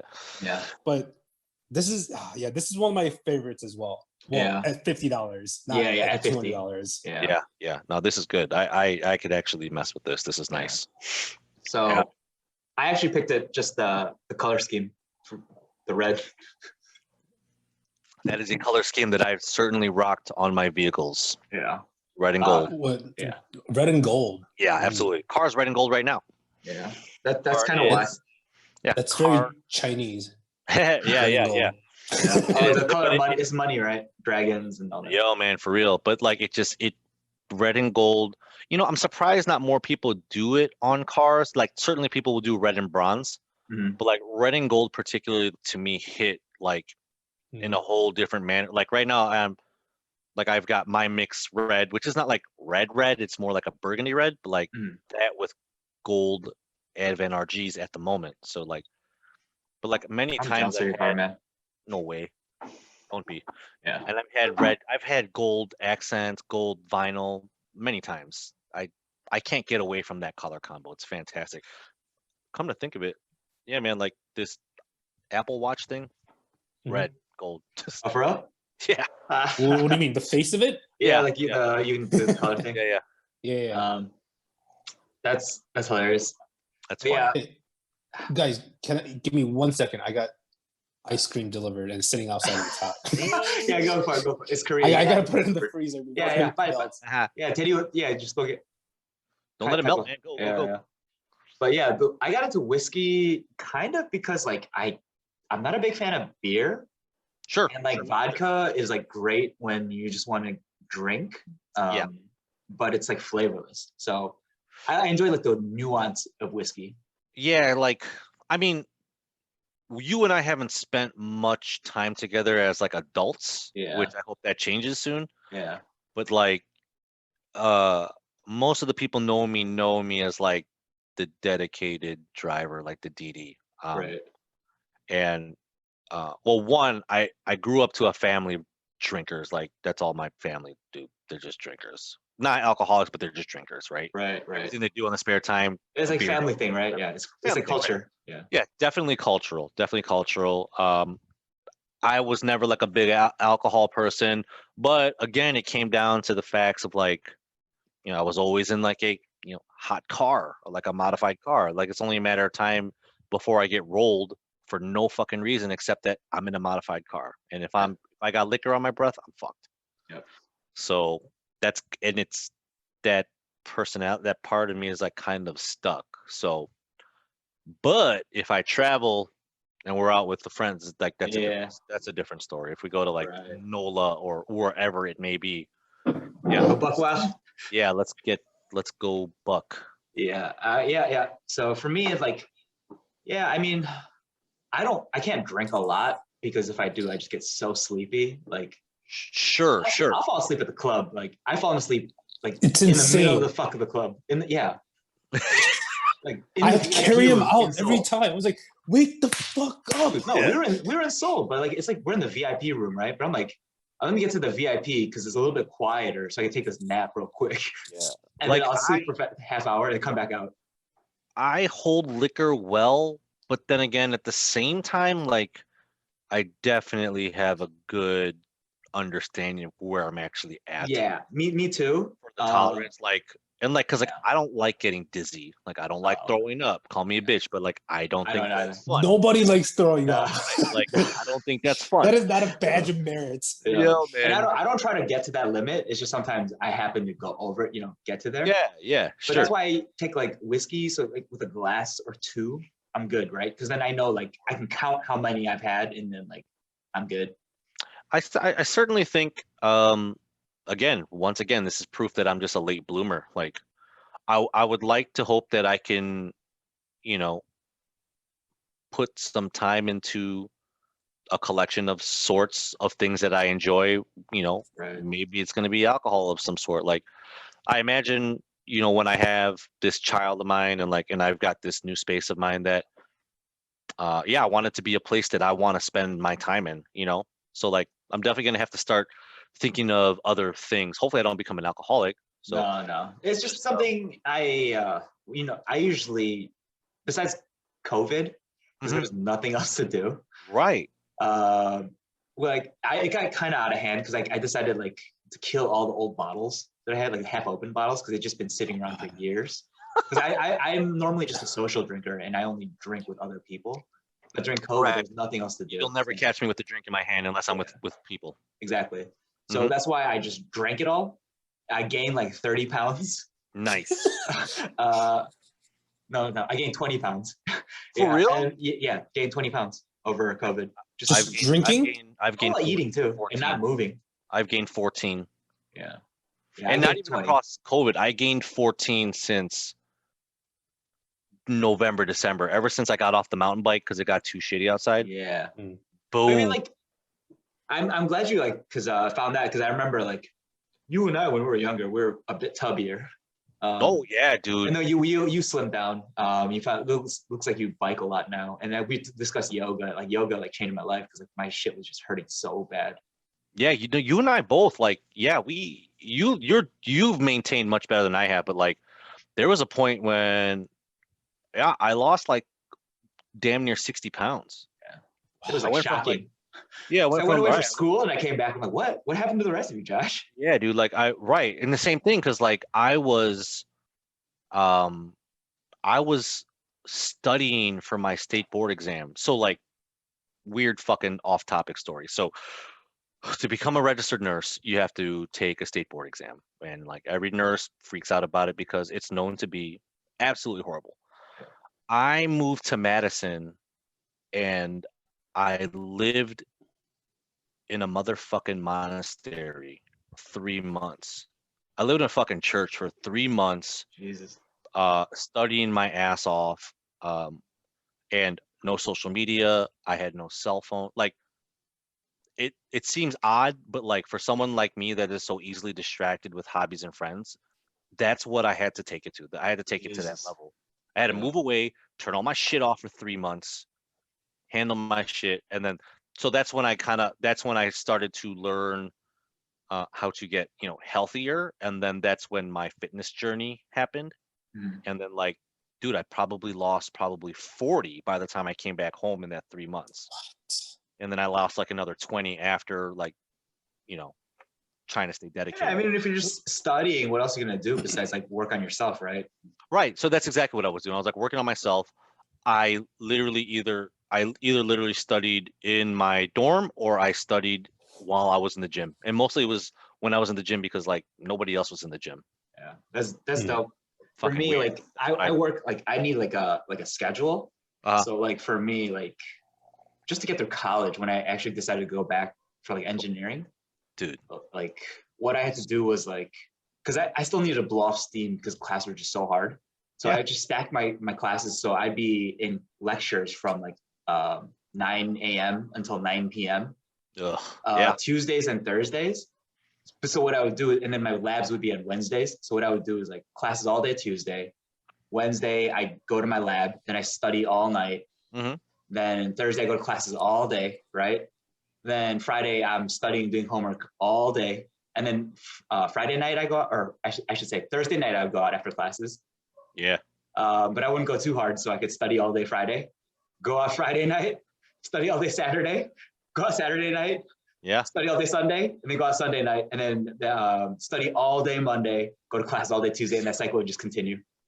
Dude, ours was like it was like a boot camp. Dude, it was like so funny. It was like some underground shit. Like it wasn't like some advertised like study program that you would find on the internet. It was like literally a word of mouth type of thing. You fucking pay up this money, you study from the bare basics all the way to the end. Like I basically learned 4 years of nursing in 3 months. It was the most rad experience. I'll be honest with you. And coming back to reality was actually very challenging. Like the pace, how obnoxious the world actually is. Even the noise, I was like, what the fuck kind of world is this? Like, I want to go back to like simpler time, the simpler shit. Yeah. Yeah. That's how I feel about like trying to reintegrate into society now after like COVID. It's like, what do I do now? Like, because like for me, like work has been very challenging because like you're trying to build a car in your head. So like I'm having these meetings, right? But I'm not actually meeting with any of these people. And I'm like working and delegating work to people on like 2 different continents. I can't imagine. And then so we're like putting together this car, like, and then figuring out how to deliver this like virtually from where we're at. And then like, but it was very rewarding the first time I actually got to sit in like the Mach-E and like drive it, because it was just like, holy shit, we actually got this done. Yeah. Man, that's crazy, dude. Like, man, for somebody like me that like loves cars so much, I can't even be able to even like understand how to take even the first step into building and designing a car. Like, Yeah, it's not me, and I'll admit to that, no problem, because like even as a mechanic, I'm a very poor mechanic. Most people that know me know like I don't even like working on cars unless friends are around. If people aren't around, I'm just like, I don't want to turn a wrench at all. That's my biggest downfall when it comes to like my love for cars is my mechanical abilities. But I would that's why hope you that make enough money to pay someone else. That's which because is you know guys like John and Eric. right, which is true, because like I have always kind of had that feeling like time is money, and like I don't always have the time, but yes, I kind of do have some money to pay someone to do it, because like, and it'll take me twice as long to do it myself. And like my priority is to always drive the damn car. Like I don't want to fix it. I don't want to work on it. I'm not like a great mechanic.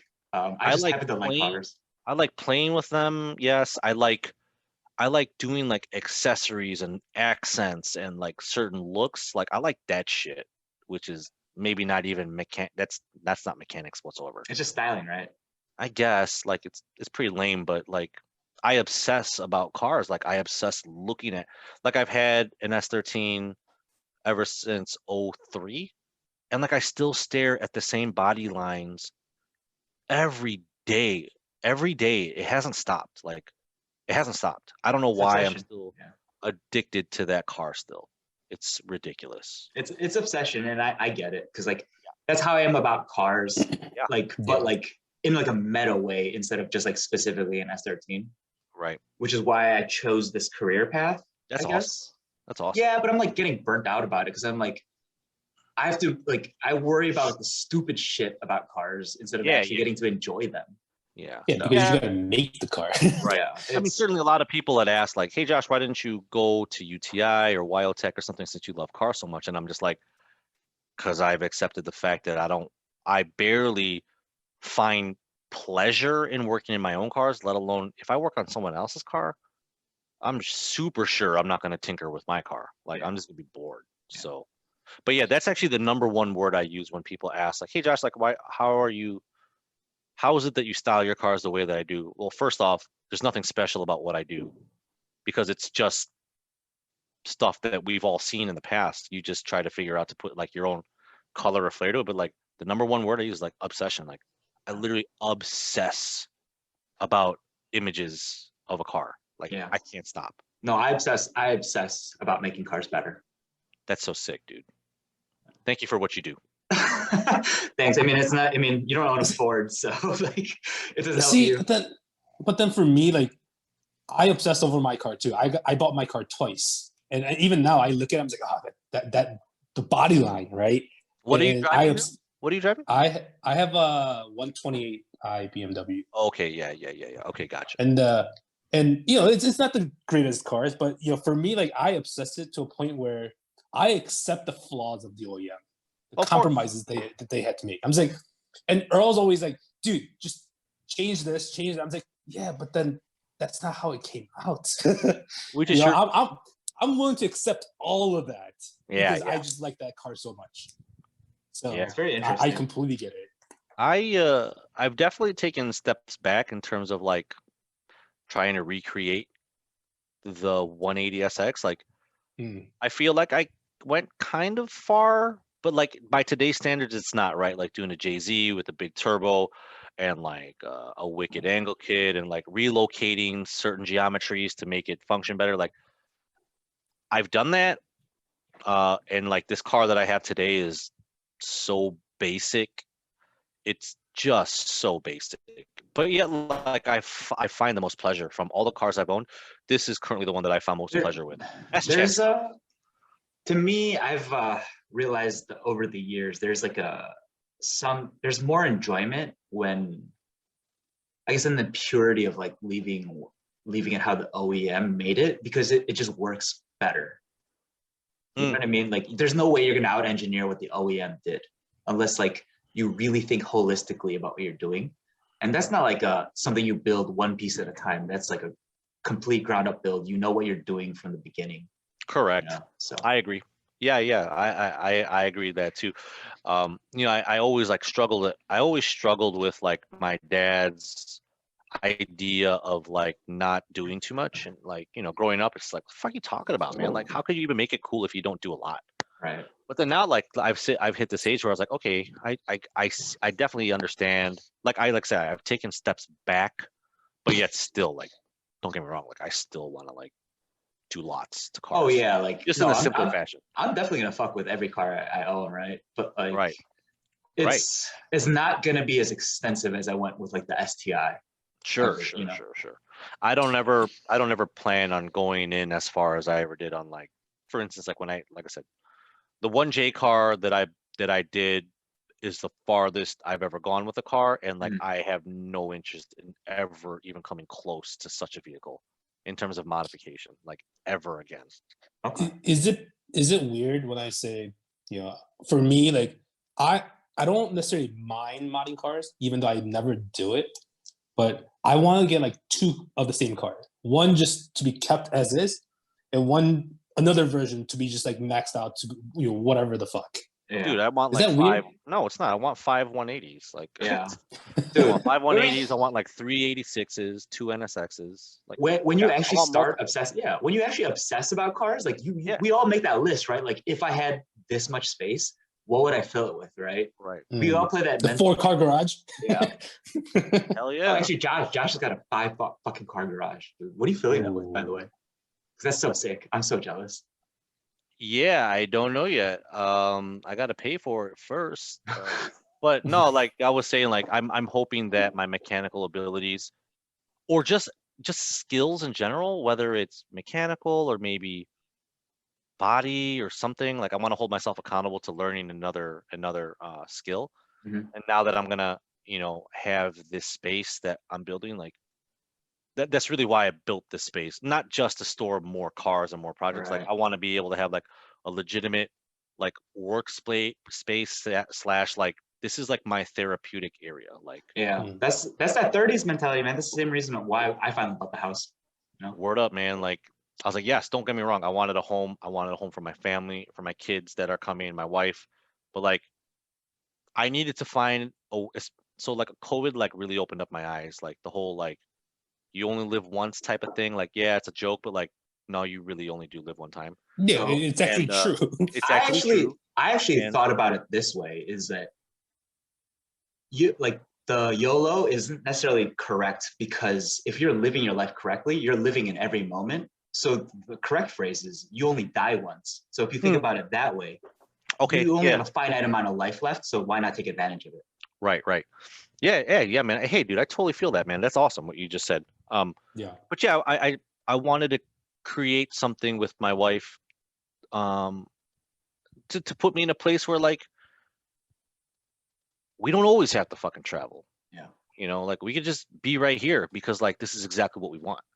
Not to say that we're never gonna travel again, but like, you know, like plus work has changed for me. Like my job right now as a nurse, my standard job surprisingly is a remote work from home position, Yeah. which is not common for nurses, but it is. And it's great, like in certain ways. Like in some ways, a lot of ways I don't like it, but like in certain ways I do.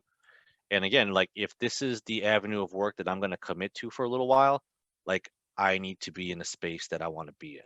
Like Yeah. currently the space that I'm in right now, this little fucking thing, this office that I'm in, like this is not it. Not to say it needs to be big. I'm just saying this in general is not No, it. I get it. Because like this is my living room. So like that's our TV, right? Our couch is over here. Our kitchen is right here. There's no barrier. It's open. So every day I'm like in meetings, Parker runs out, right? Like my wife comes out to make coffee, and we realize like, you know what? Like Dedicated spaces, need them. yeah, it's as much as I love my family, like COVID also realized like sometimes I just need to get away from them and have some space to myself and time to myself, which I have not been able to get in the last year and a half, you know? Yeah, sure. I mean, before we were in our townhome now, we were in a apartment in Itasca, which was gorgeous, but like same thing. It was a 1 bedroom, family room, kitchen, basically connected, 1 bathroom, and it was just like, not that I have an issue like with my lady, but like you guys probably all know me. If I'm not working or if I'm not eating, I'm watching fucking VHS tapes. I'm watching fucking What are you watching on YouTube, like so like I have collected like Japanese media memorabilia ever since the 90s. So uh all the stuff, like it's funny, like all these things that are happening on social media with people finding these magazines and taking captures of the magazines and the snippets and all this stuff, like it's really sweet because people need to see it.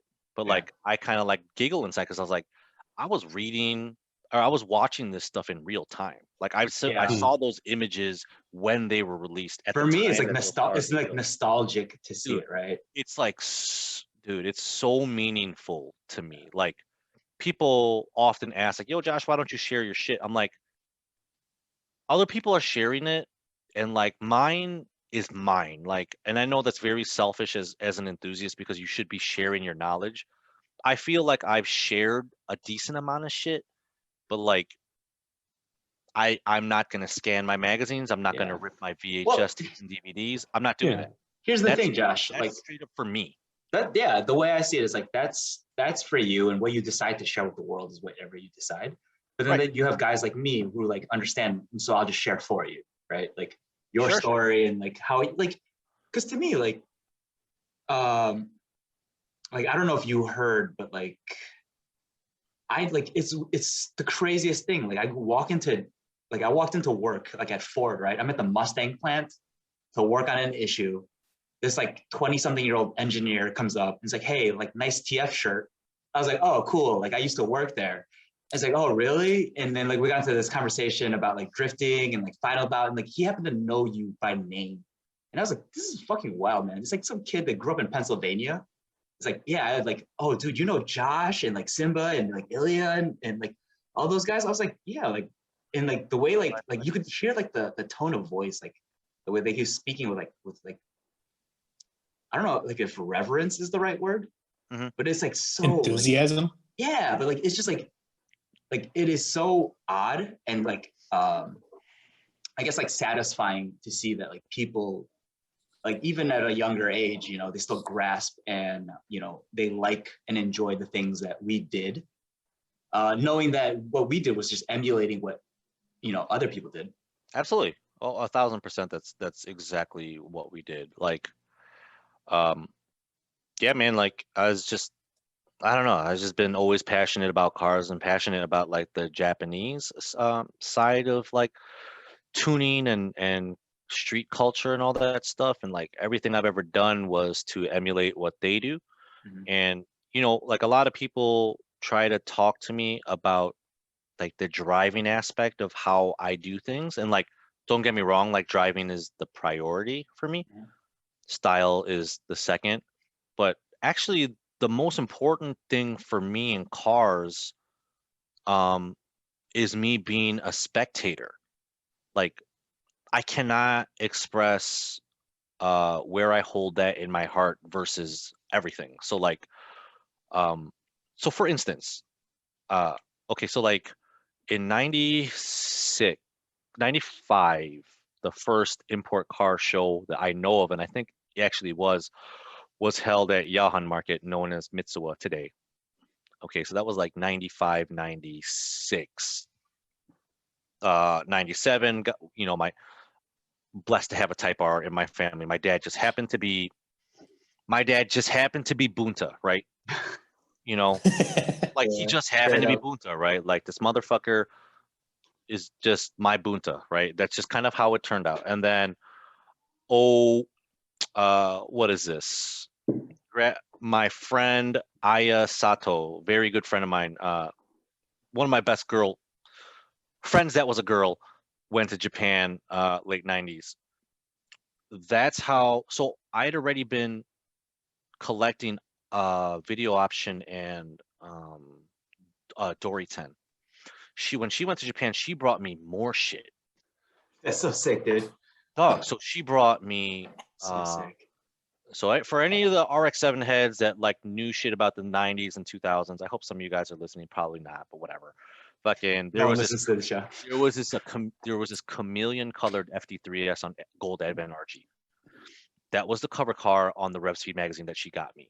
And then she also introduced me to two other magazines, VIP and VIP style mags. And like, I shit my brains when I saw those. I was like, dude, there's more. So gangster. There's more than just what I've been collecting. And so that was like 2000. Yet again, like spectator, all I'm doing is just like scouring through magazines, looking on fucking Napster. Napster. Dude, I mean, I'm telling you, like all I did was like click Napster, fall asleep on the floor waiting for it to download, only to find out 6 hours later that it failed 2 hours. Like, Mhm.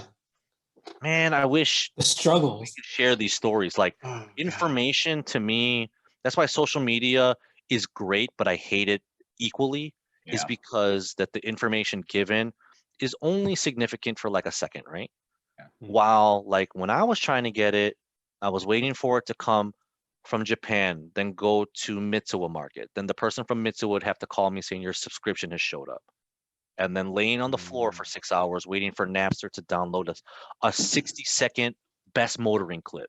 Yeah. Well, here's the thing. Like For you and I think the goal was to get that information, right? Get the magazines. Right. So for kids that's today, they have the information, so the goal is to reproduce the car or yes, the image. totally. So right. So like my goal was to just retrieve, right, the information. While I would say majority of the people are trying to recreate it or actually do it, which is dope, right? Because that's what we're doing now, Super right? cool, yeah. But and then like it's not the same though. No, it's not. But like, that's what happens with time, right? It's So how do you feel about like kids trying to replicate your car nowadays? It's weird. Right? It is weird, right?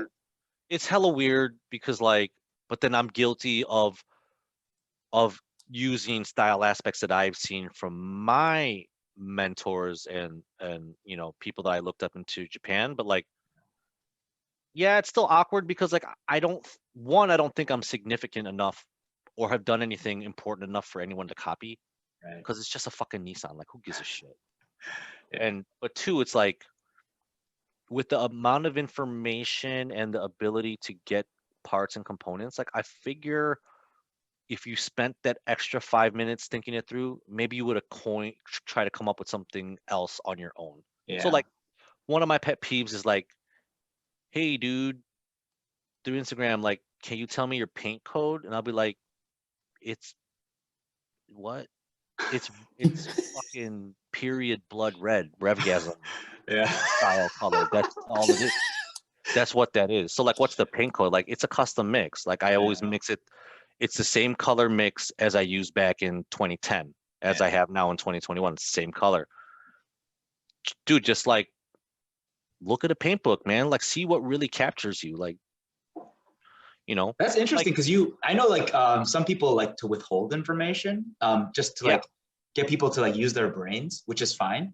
For me, I just give the information freely because I'm like, if you really want to copy like this, like go ahead if that's what's going to make you happy, like here's the information. I don't see what you get out of it. From like a style aspect of things, like I can't deny the fact that like I don't want to have the same shit other people have. Right. It's natural for me, right? Like if I had a pearl white Redline 440 BMX bike, I would hope to God I don't run into somebody else with the same bike at the BMX track. And I have, and it sucks. Like it sucks, right? Like same thing as like if I see somebody on LMGT4s, I'm gonna be like, what the fuck? If I saw Yeah. someone on 19-inch Serbs, I'd be like, what the fuck? Well, here's the thing, right? So I see both aspects where like one, you want to be unique, but two, you want your vision to be like, you know, people to connect with it, right? Yeah. And then so like on one hand, I see like, you know, like imitation is the sincerest form of flattery, right? Like they just want to do what you did, right? So it's like, fine, if you want to do it, be my guest. But at the Yeah. same time, like in the being the unique aspect, that's why I think part of my like my competitiveness is like, I know I'm never going to be a better driver, but I can outbuild the car. You know, I can outbuild you in terms of cars. And like now that, you know, like I look around at my peers, right? Yeah, I can actually say that, you know? Yeah. I mean, I don't know, man. Like, yeah, the copying part, it is what it is. Mhm. Like I said, it's supposed to be flattering, I guess, but I just think that, like, coming from where we came from, or from when the dudes that were rocking hot rods back in the day, like that's your opportunity to really express yourself. Right. And yeah, like that's just, I just think it's your opportunity. Like, yeah, I mean, we're always gonna share parts. We're always gonna have those top tier, top 10 wheels that everybody's gonna want. I get it. Like, I own probably one of the most popular cars of this tuning generation at the moment, like an S13. Like everybody's got one. Like there's nothing special, but damn, at least choose your own color. I mean, at least. Yeah, If you're well, gonna paint the shit, like you're about to spend 1, 2, 3, 4, 5,000, and you better choose some shit that you really like out of a book. yeah, I mean, that's why I give away the knowledge though, because I want to see the younger generation like take it farther than we did. Yeah, I guess so. But I feel like, with advent of Google and just how readily available information is. Do you guys remember back in like junior high, high school, if you wanted like information, you had to go to like the library, get on like EBSCOhost, and you search through Oh, different like God. journals and whatnot. Dewey Decimal But System. Yeah. yeah.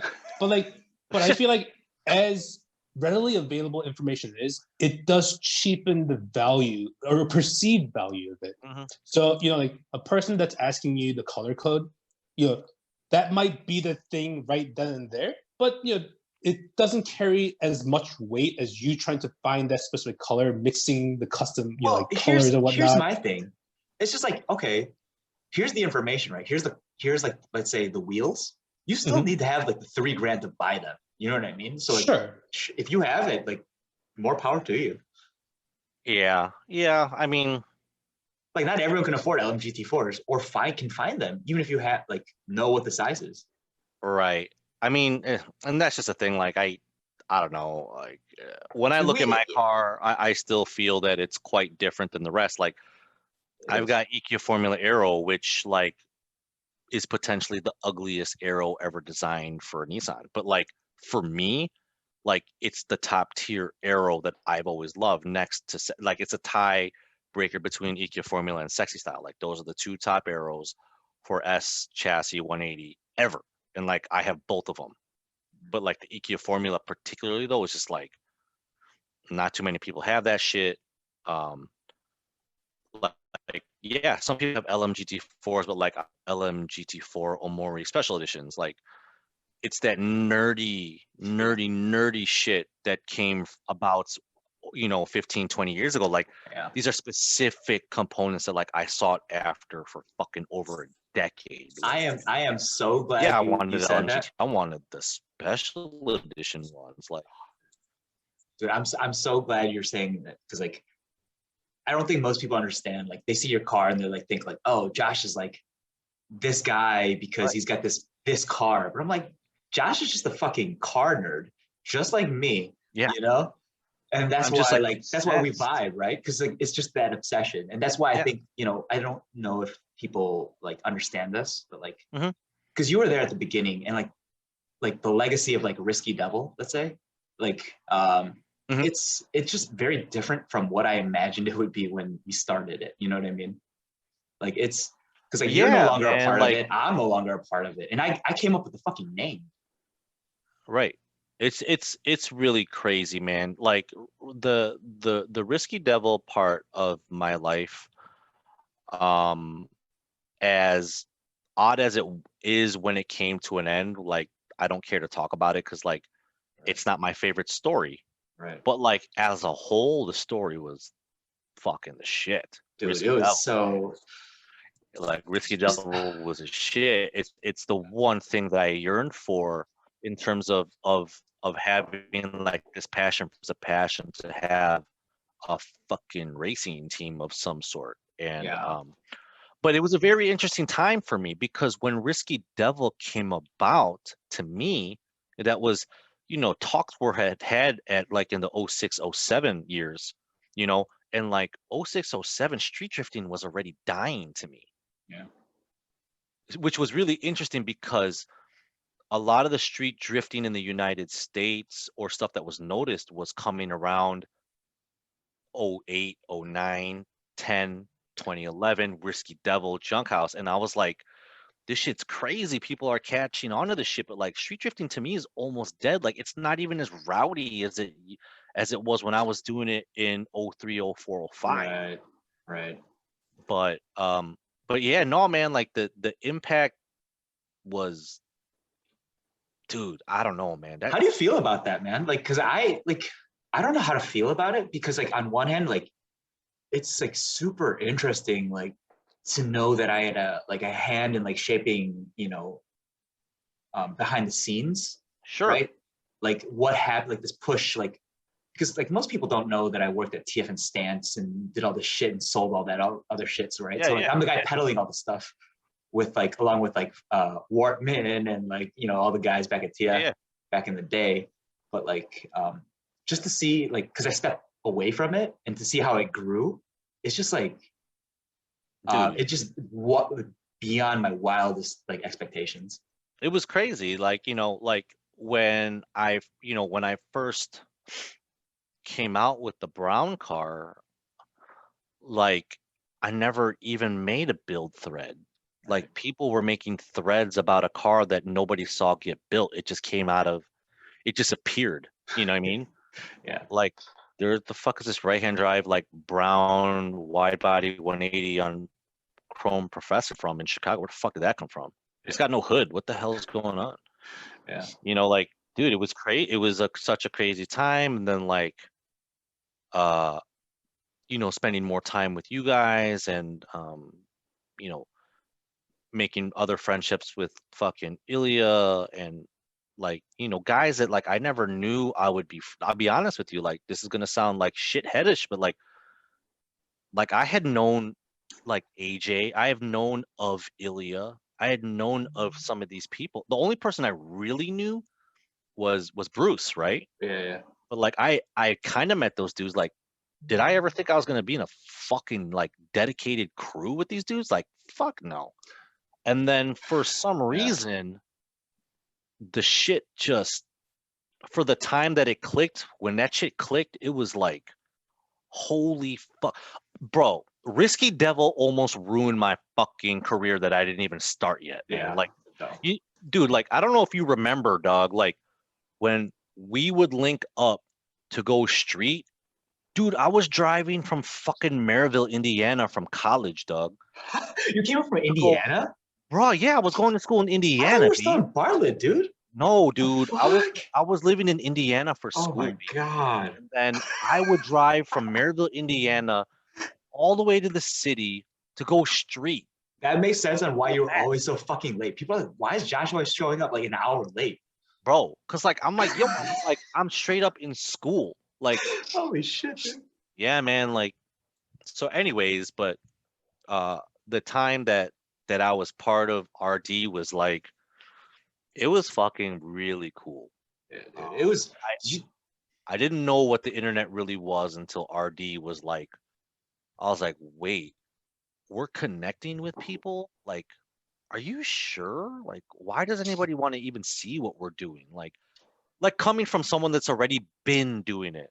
yeah. Like Wortman and I and Simba and Jesse and uh Taku Mike, like was doing it already.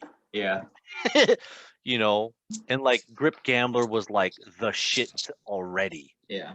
And then next thing you know, like RD came. Well, don't get me wrong, like there was a special eye, right? Like Bruce had an interesting He had a good perspective and he like had an interesting perspective on what he envisioned as a team. T2 had a very good perspective on how to capture it by video. AJ Ill Roller was very talented behind a camera. So like when you put, and then all the cars, in my opinion, were fucking sick. yeah. It So just was crazy. It I was don't know crazy. about you, but so looking back on it now with the perspective I have now, the way I see it is like we were all fucking car nerds and we were all obsessed, right? Yeah. But and so we just found each other, right? Because like we were all just hanging out at TF. Everyone was just hanging out at TF. I just happened to be lucky and have the job there, so I got to like witness it all, right? And like just so I knew what was going on in terms of builds because I was selling the parts, or like everyone had to come in and talk to me, or like I talked to everyone when they were in, right? Mhm. So it was just like super cool to like see it blossom. And I think I know everyone says like it's because of like the winter you can't drive, so you have to rebuild. But what I really think it was just a bunch of nerds trying to like one up each other. And that's why we ended up with like cool cars. Well, it's hard, right? Like, like a lot of us came from different backgrounds, right? Like you got some of the dudes are like in Northbrook, like let's just say like nice area, whatever. Then you got some dudes from fucking Wheeling, maybe not nice. Then you got some people out that was by me, like me and Chob in particular, that were always together. Like we were just, dude, like it was, I don't know, man. It was just weird. It was just like a common love of like just cool cars.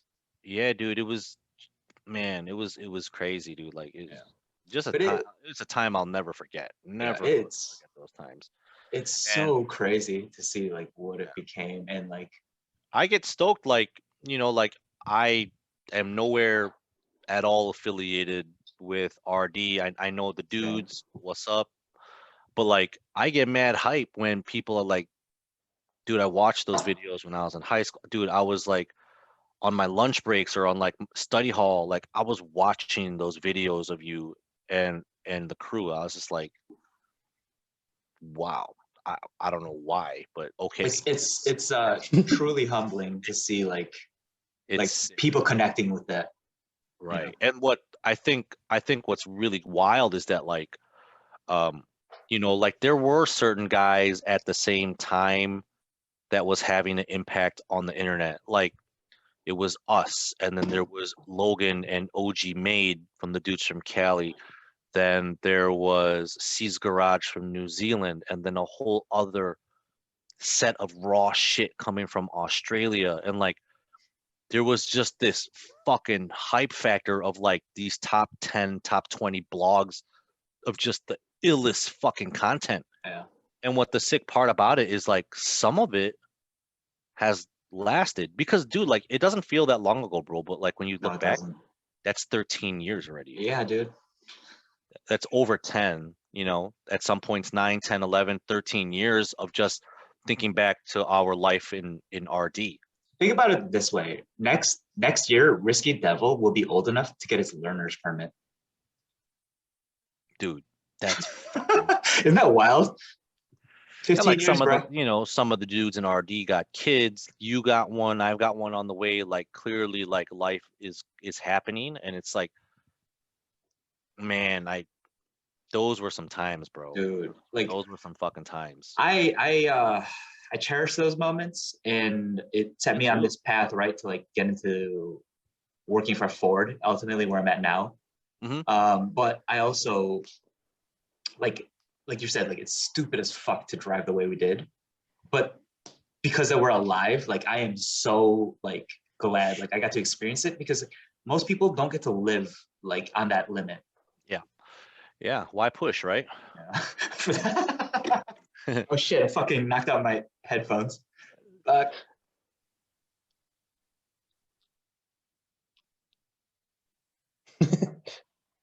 yeah, it's Yeah, I'm sorry. It was so wild, and Yeah, and I got like to I meet said, guys like you, Army, dude. like Risky Devil was a very important time of my life because I was making a conscious decision to not drive like how I was driving on the highways anymore because like it was too dangerous. You know, there's fucking people trying like crashing, like trying to race with you. There's the potential of going to jail, like potential Yeah. of your career falling apart before you even start it. And then I, like I got into this risky devil shit and like no, I wasn't driving 150, 170 miles an hour, but then like we were street drifting, which by any means is not smart either. but it's And like lower trying to risk. go to and trying right, it's lower right when people I wish people would understand that like street drifting, that shit's way lower risk than Yeah, it's like highway second running. gear, it's like 35 miles an hour versus Yeah. like me who Like yeah. I did this. Oh, this did not happen, but I did not pass a cop and I did not go over Legal speed limit. let's just say triple digit speed past the cop. But it never Well, happened.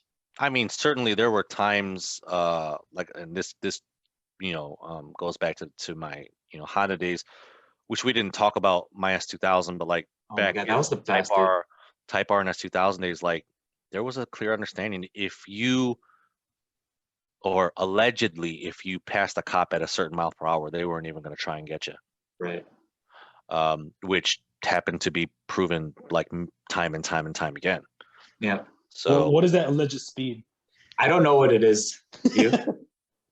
I just know what speed I did. Yeah, which is true. All Yeah. I know is like it's 6-gear VTEC. That's Yeah, That's six I know gear, that speed somewhere. STI, aero limited. You're like the drag is stopping you at that point, not Yeah. even the gearing.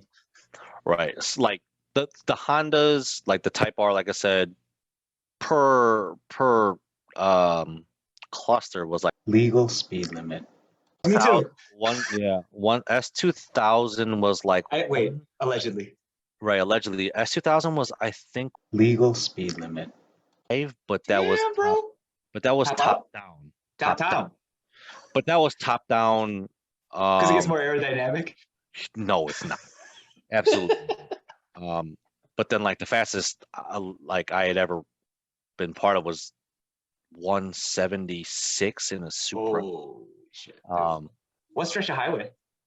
176 in a Supra on the 290 past Mannheim. Not a good area to be driving that fast, but that's where it happened. That's where I imagined it happened. Yeah. You imagined it. Yeah, I imagined it. I wasn't hypothetically, if this were to happen. Yeah, I hypothetically. mean, it's all life's all simulation, anyways. Yeah, that's true. Yeah. And no one listens to this, so. No. But like it's like my other than getting married, finishing school, not even finishing school because car had the major impact on me in finishing school, but like so like getting married, being pregnant. Other than that, like it's all my life is just stories with cars. Like yeah, so many stories, dude. Like we haven't, I haven't even touched the tip of like the part where I was saying like just being a spectator. Like that's the most important part to me. Like was being a spectator of everything. It's just the best part. Yeah. Yeah. Oh, Final bout 1 was actually the best final bout I've ever experienced. Dude, I'm so pissed I didn't go. That was the summer. I just moved to Michigan, so I'm like, I'm broke. I can't go. Where am I gonna come up with the money, right? And then I'm like, this isn't really gonna happen. Like you guys are never gonna pull this off. And then when it happened and it came and went, I was like, fuck, I fucked this up. And then 2 and 3 came and went, and I was like, fuck, I'm a fucking moron. So that's why after COVID, I'm like, no, I'm gonna make it to 4 no matter what. Yeah, dude. It was crazy because like I was already babying that SR for 1 season. Mhm. And I knew it was gonna blow up. But I was babying it. I drove Grid Life, I did exhibition runs, and then I was really, really saving that motor for final bout. And I knew it was gonna pop. And you know what? It popped right before a lot of the real excitement. Like I remember, like like throwing the car at the wall, like off the get go, just trying to get the crowd hype, and then got a couple runs in, the motor popped. Like, yeah, it sucked not to participate and represent the crew, proceed all the way to the end of the event, but like, man, dude, final bout as a spectator is fucking way cooler than being a driver. Dude, tell me My about the bad. energy, because I'm gonna go and I'm gonna spectate, and if I get the FC finish, like I'll let Rob drive it if he comes for a few laps. But like, I just want to watch and just soak it in. Hell yeah. Like, dude, the energy was unreal. So like my tipping point with drifting, so like I have been obsessing about drifting since like the late 90s because of the magazines and the Right. videos. And then when I went to D1 Grand Prix exhibition, Japan versus USA in That's California, 03, Yeah. that was the tipping point. Like I remember standing in will call for the line, and the first car I heard, and I couldn't see it, but the first car I heard was Noma Ken's ER34 coming around the bank. Because that car has such a specific note. Yeah. There was no other car like RB powered cars in that generation of drifting. It was so Right. obvious, right? So that's the last time I felt that type of energy. Was like my first major exposure to Japanese drifting, right? Okay. And then final bout happened, and like a lot of dudes that went to that event were like the people like in my shoes when I went in 03. Mm. Yo, we came from out of the country, or like this is our first time in the United States. Like, dude, your first time in the United States in fucking Wisconsin? What? That's fucking what? Like, What? dude, You're in Shawano, Wisconsin for yeah, the first time in to know what the Shawano United is, States? yeah, Dude, that's wild. and like me popping my motor gave me the time to soak in the event, to see the people, to see the reactions, to kind of like, even though I wasn't driving, most people knew I was a driver, and like I was able to like, if I was getting hype, like people would know, like, oh, whatever, dude, he's hyped. There must have been some hype shit going down. Like, dude, being a spectator of Final Bouts is the energy's unreal, dude. It's just the coolest shit. It's the coolest. I believe it, and I It's the can't wait fucking to experience it, dude. I love But- I love driving it, but damn, dude, So- spectators is so fucking Well, awesome. so then let me ask the flip side. As a driver, and it's just like as like a drift nerd, what Mhm. was it like to drift to like tandem with like Sexy Nights? Oh, dude, that was crazy. Like my mind was just like blown when I saw the fucking picture. So like when I think about Sexy Nights, like I've been following them right since basically the beginning.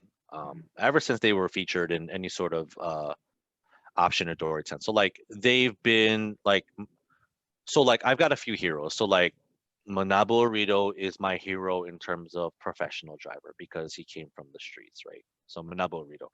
And then like in terms of like drifting team was Sexy Knights, because primarily they were like a street drift team. Suzuki was more like team leader slash like competitive driver. Mhm. That's why he was the leader. But like Sexy Knights was like the shit. And like I've known and followed Sexy Knights for how many years, and Bruce is the only motherfucker I ever met that even knew what Sexy Knights was. Right. And that, like I was like, how the fuck does this guy know about that? Like I've never talked to anybody that knows this shit. Yeah. And I connected with the first Sexy Knights member I connected with was Yuki. Yuki Saito. He's the first person I connected with them. But the communication barrier was pretty rough. But have common understanding of certain interests and all that stuff, which was really rad. But then Right. when Tomoya Suzuki came onto Facebook, over a decade ago or something like that, I started talking with him. Yeah. And the communication just kept getting stronger and stronger and stronger, and sharing more and more stories Right.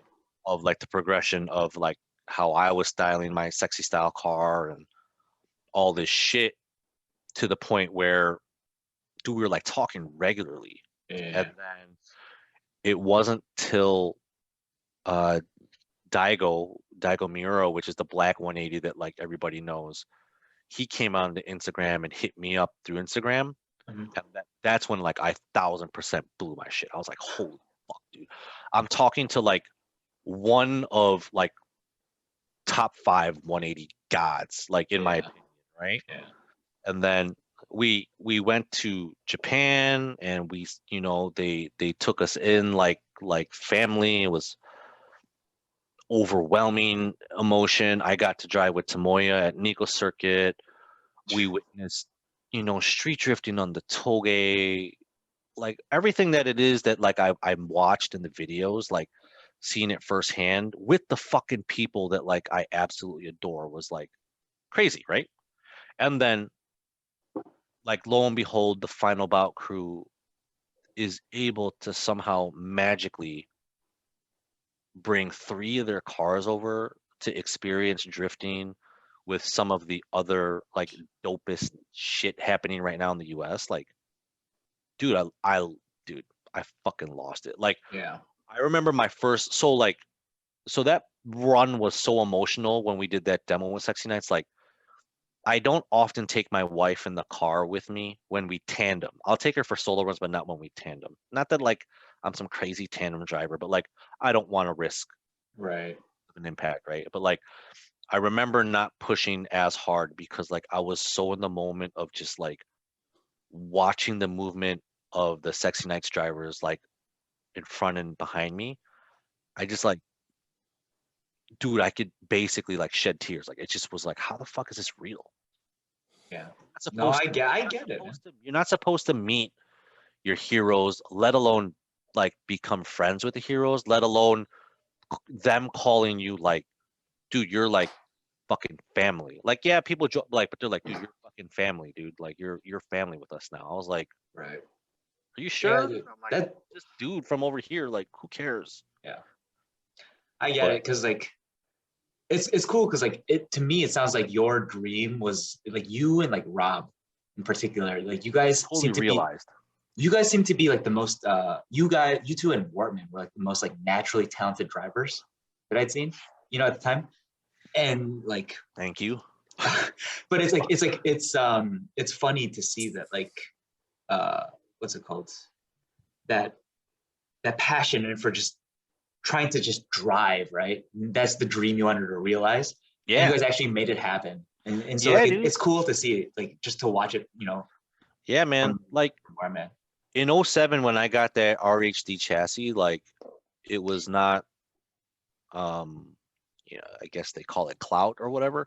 Right. I don't use the word, but like it definitely wasn't for clout or for likes. I we assembled that RH, like I located that RHD car in California and then we brought it back here and we made that car mine.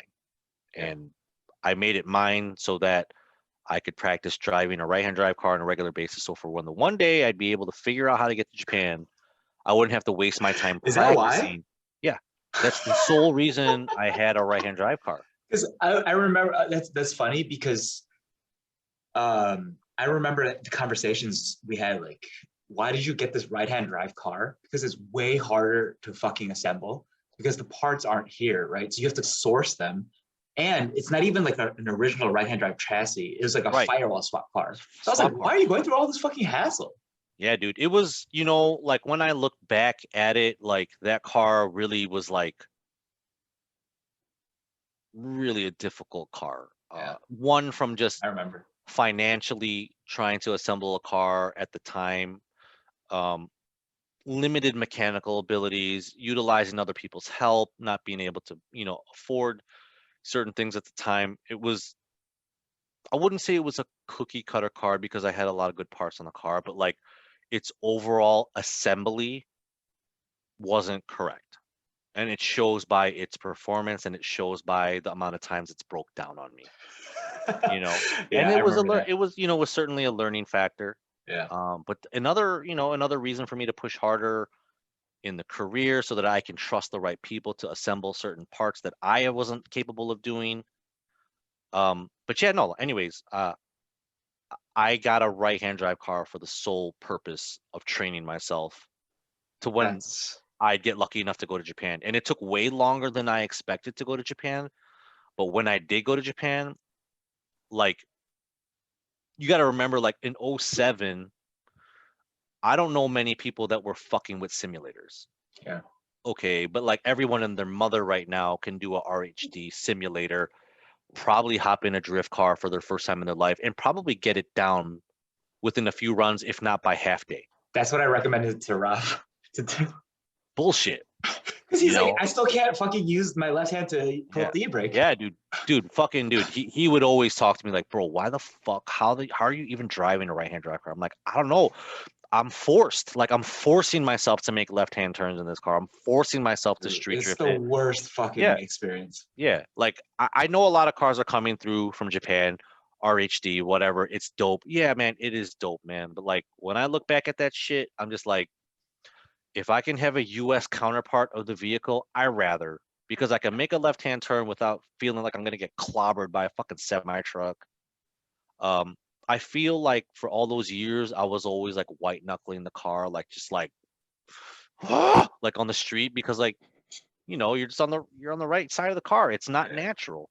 Yeah. I mean, yes, you get used to it, but until you drive it every single day on the street, like for some people, like Mike from Bursby with the pink Skyline, like he rocks that. He's been rocking right-hand drive for years, maybe almost as long as I did by now. But I don't know, man. Like, anyways, long story short, it was a successful training program. I recommend it to anybody that wants to go to Japan and try to drive a car right-hand drive, because it helped. Or you could just be cheaper and just do a simulator. That's hilarious, dude. I recommend the simulator as an engineer, because what you're really trying to do is train your muscle memory, and you can. It's just the tools are there, right? So you don't need the car, and it's cheaper because like if you hit the wall in the sim, like you just let go of the wheel, the motor spins the wheel, and you're fine. You just reset the computer and the lap, you just go again. Versus you hitting the wall in real life, we have to rebuild the car. Dude, what if I told you could die? Oh, yeah, that's true. What if I told you I can't drift simulator for shit? I would agree with you, because it lacks feel. I can't drive a sim very well either. Cannot do it. But here's next time you're in Michigan, come with me to my boy's sim. It's got like the seat shakers. Hoeun, you drove it, right? It's with the subs. There's a lot more feedback, so it feels a lot more realistic. Yeah. I drove. The best one I've performed with was Melvin Del Rosario's. He's got a shout out to Melvin. Shout out to Melvin. He's got a, I can't even think of the name. Something Master? Thrustmaster. Thrustmaster. But does he only have the wheel? No, I think he's got a full Thrustmaster setup. So with like the seat shakers and everything? Oh, no. Yeah. But in terms of like the steering wheel and shifter pedals, yeah, I don't know. Clearly I don't know what I'm talking about, but that's the one that I came closest to kind of driving. Yeah, so kind of. My old roommate, he has the Thrustmaster setup, but he also has what are called like seat shakers, but they're like basically really powerful subs. And what it does is it simulates the vibration of like the wheel, of like the engine, the gearbox, and like the seat. So you can like actually feel like the motion of the car while you're sitting still. So this next generation of tech is like a lot better in terms of feedback. That's insane. I mean, like, I know it's helpful because like I've had very close friends, like particularly like Lee Roto. Yeah. Lee and I talked about it too. Lee is a guy that I have witnessed an improvement in driving. Like, what the fuck happened to this dude? Because he used to be really bad. I didn't say that. No, but like, when him and Al crashed. Yeah, dude, it was just like, holy shit, man! Like, this shit really works. Yeah, and, it does. Because it's all you're doing is training your brain to drive. Mm-hmm.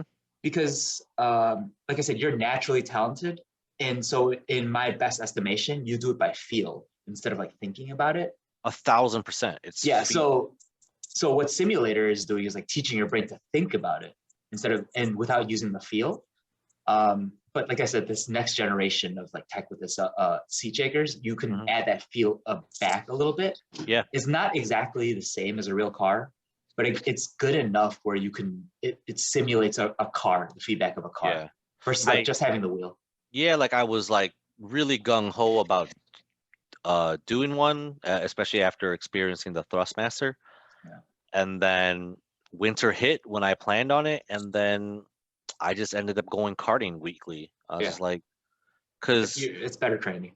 for me, it's the physical aspect is where the excitement for me. So like, I would rather put my hands and feet in a go-kart, even if it's just like an indoor electric.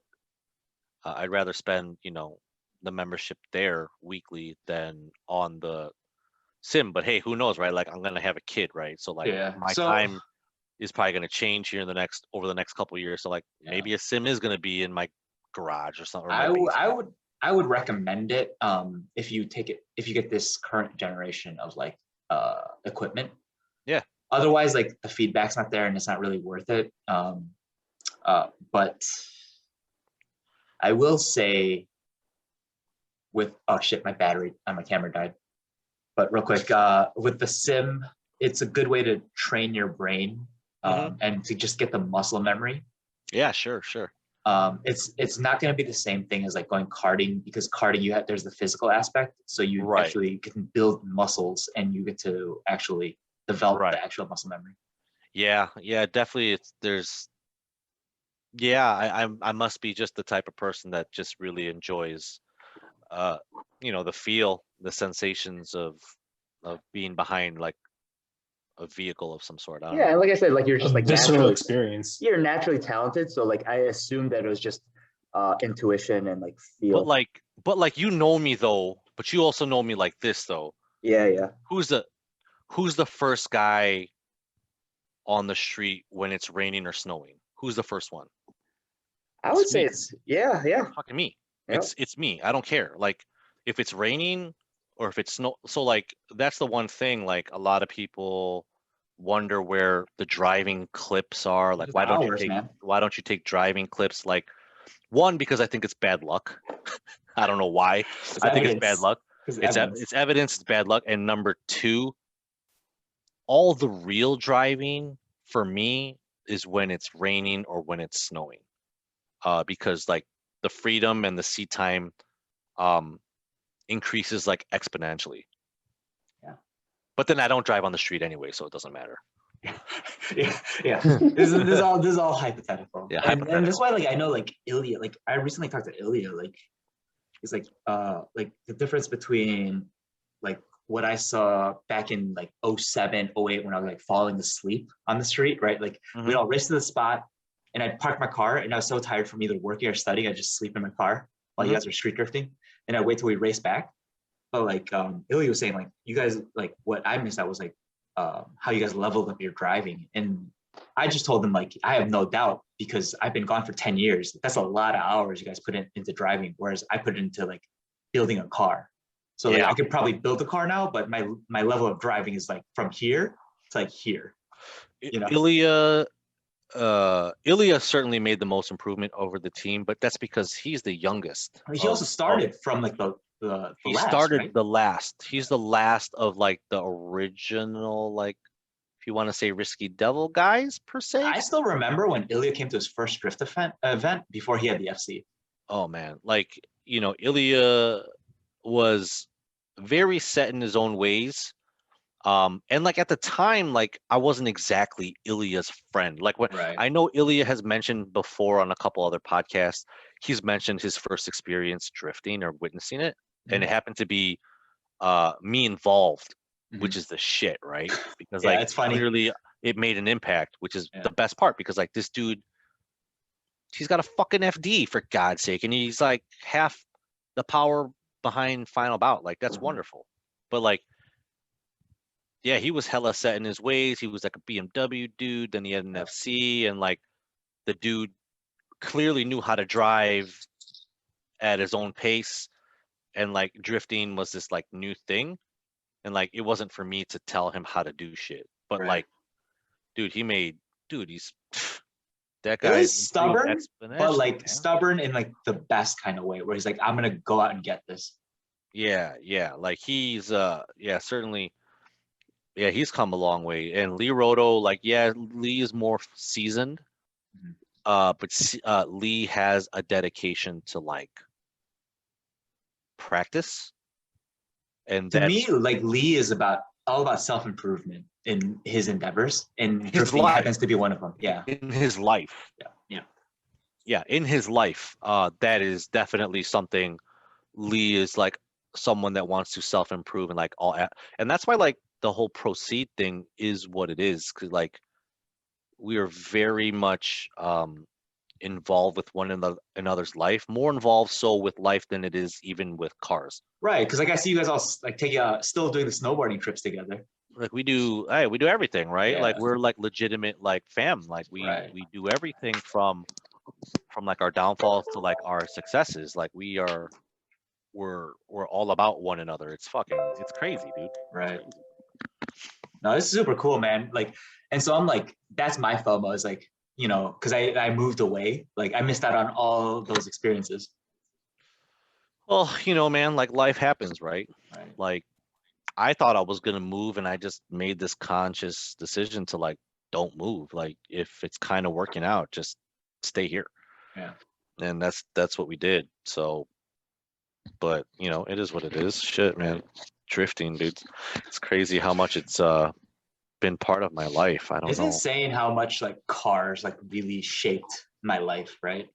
Yeah, Like dude. it's some inanimate object. It just, if you have enough money, you could do exactly the same thing. It's shaped my entire life, bro. Yeah, same.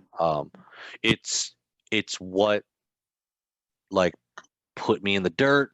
It's exposed all my weaknesses. It's exposed all my strengths. It's the reason it's a major part of the reason why I push every day to like improve like cars. Like, dude, Yeah. like even this house venture that I'm going for, like as much as it's Yeah. embarrassing, but like I know. I wanted to create this space, like as selfish as it is. Like, look, I worked really, really, really fucking hard for this. I put myself in some really rowdy scenarios with work. And I'm just like, fuck this. I need my own shit. I Yeah. need the space to be able to enjoy my life and my hobbies, hopefully. Yeah.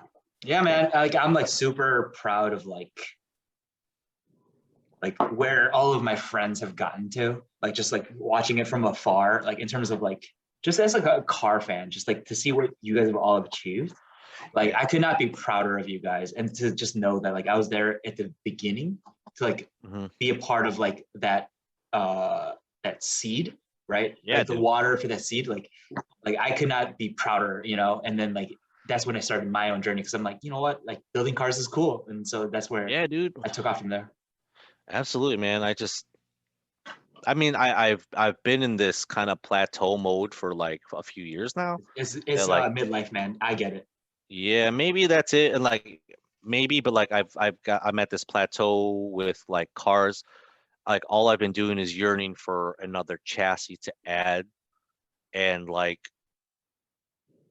well, there's one particular car that speaks to me, which it keeps managing to escape me. Well, there's two cars that keep managing to escape me, but like I think I'm pretty focused on trying to get that one. So You gonna share which one it is, or you gonna keep that to yourself for now? oh man, I don't know if it's worth saying, dude. All It's right, nothing. that's fine. It's nothing special, and it's I should say it just to hold myself accountable because I know I want it so bad. Okay, I'll put it this way. All right. In 1997, like I said, when my father purchased the 97 Type R. Yep. When we went, it was a full surprise to me because my Oh, he took you dad to had the asked dealership. My dad asked me, "Hey, Josh, let's go to the dealership. I heard they have a Type R." And like my dad has been collecting like sport compact car magazines since the beginning. That's so dope, dude. Yeah, so we have all those too. So like I have all my video options and everything So Japan. Yeah. My dad still has all the sport compacts from the beginning. So like, and there was a time when like sport compact car and driver, road and track, that's the only fucking car they were talking about was a Type R, right? So anyways, yeah, so he asked me, hey, like, let's go check it out. And of course, I'm like stoked to see it, right? And I'm like, yeah, cool. So then like we're there, and I'm, pretty young at the time, so I'm like, I'm not paying attention too much. I saw the car. I'm like, this is super sweet. Whatever, dream car, never gonna happen. So when my dad disappears with the salesman, I go back into the showroom, and there just happens to be an other Acura in the showroom that I decided to spend my time sitting in and adoring, It as also my dad happens was. to be VTech Yes, Yeah. VTEC. Yeah. Right. It's a in VTEC powered 97. vehicle. So you guys can do in the math. '97. Yeah. So right. So I spent the majority of my time sitting in that car, adoring and dreaming, while my dad was like signing the paperwork I'm the type for a car that for the Integra. And like next thing I know, Yeah. like come outside. I'm like, all right, cool. And he's like, oh, here, bring this shit. Not realizing like it's the old shit from the green Integra. Yeah. And like, oh, we got to put it in here. I'm like, the fuck? Like, what's going on? Like, holy shit, that's your car now? Like, yeah, man, that's so that's why so it's like I said, there's very certain things that like my mind gravitates to. Like Yeah. I coined that term Revgasm in '97. Champ White, if you haven't noticed, I've shared that color on many iterations of my Nissans, from Yeah. Champ White LMGT4s to Champ White craft square mirrors to little things like that. And '97, there's another 1997 vehicle that I am trying to find out a way to get. Yeah. So I'm gonna leave it at that. I take So, donations. Yeah. If we'll start a GoFundMe or GoFundMe. What's your Venmo? Just What's shout your out Venmo? Yeah. Venmo. No tune, no life. I need There you money.com. They've gotten quite elusive these days. That's not just real. But yeah, don't send money to that address because it's not going to show up. Yeah, that's not real. That's not real. None None of this is real today. So I actually had a couple of questions because I posted please. for you. So one question is, I think you just answered what would be your next chassis besides an S chassis. So you kind of answered that. Okay. So I kind of answered it, but then I'll say the secondary vehicle would be Hachiroku. Okay, because funny you said that, because Taku Mike just asked, when are you going to get a Hachi? Oh my. You know what? Mike has been one of the guys that has, ever since I had my Type R, I think he kind of understood how much I adored that car because he had one too. Mm-hmm. And that is one of the two cars that have continued to escape me. Yeah. So who knows? If I get lucky, I'll be honest though, Earl, in the last few months, I've been more vocal to some of the 86 guys I know. So maybe if something comes along, cool. If it doesn't, then it doesn't, right?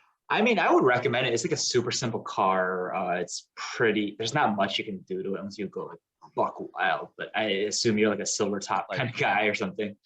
So yeah, that's the funny thing. Like, so Phil owns Rob's old car, which is a fucking Beams car. Yep. But like him and I always go back and forth like, man, I wish this thing was like 4AG.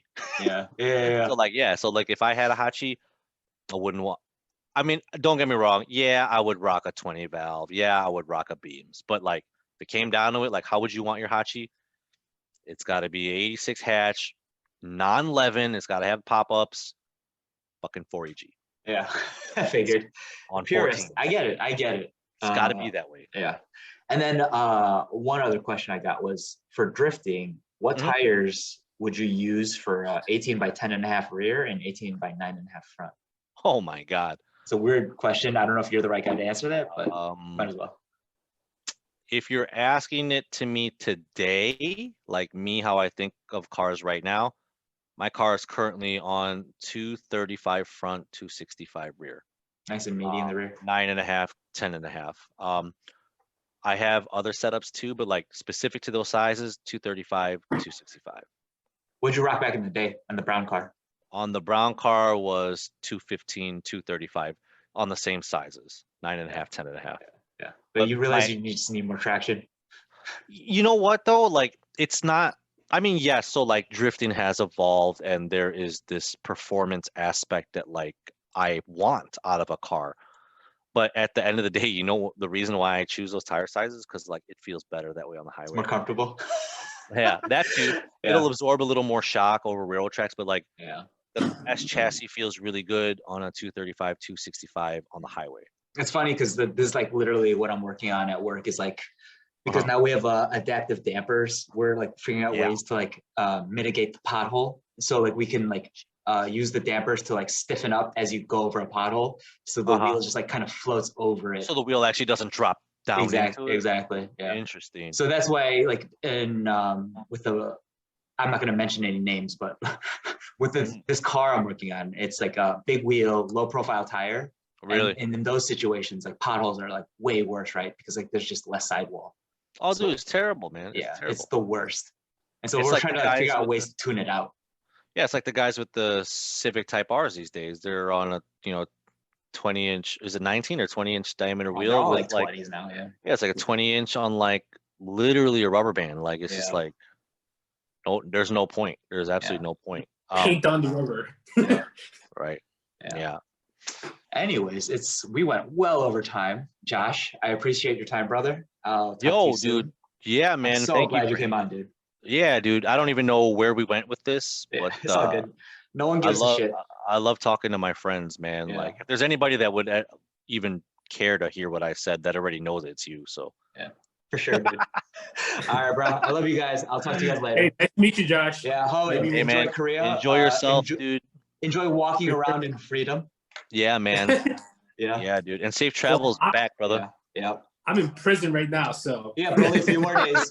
Just a few more days, and you get that sweet freedom. For sure. Yeah. All right. Well, good night, guys. guys. Good morning, or enjoy the rest of your afternoon. I hope to see you guys soon, man. Yeah. Later, For guys. sure. Later. Later.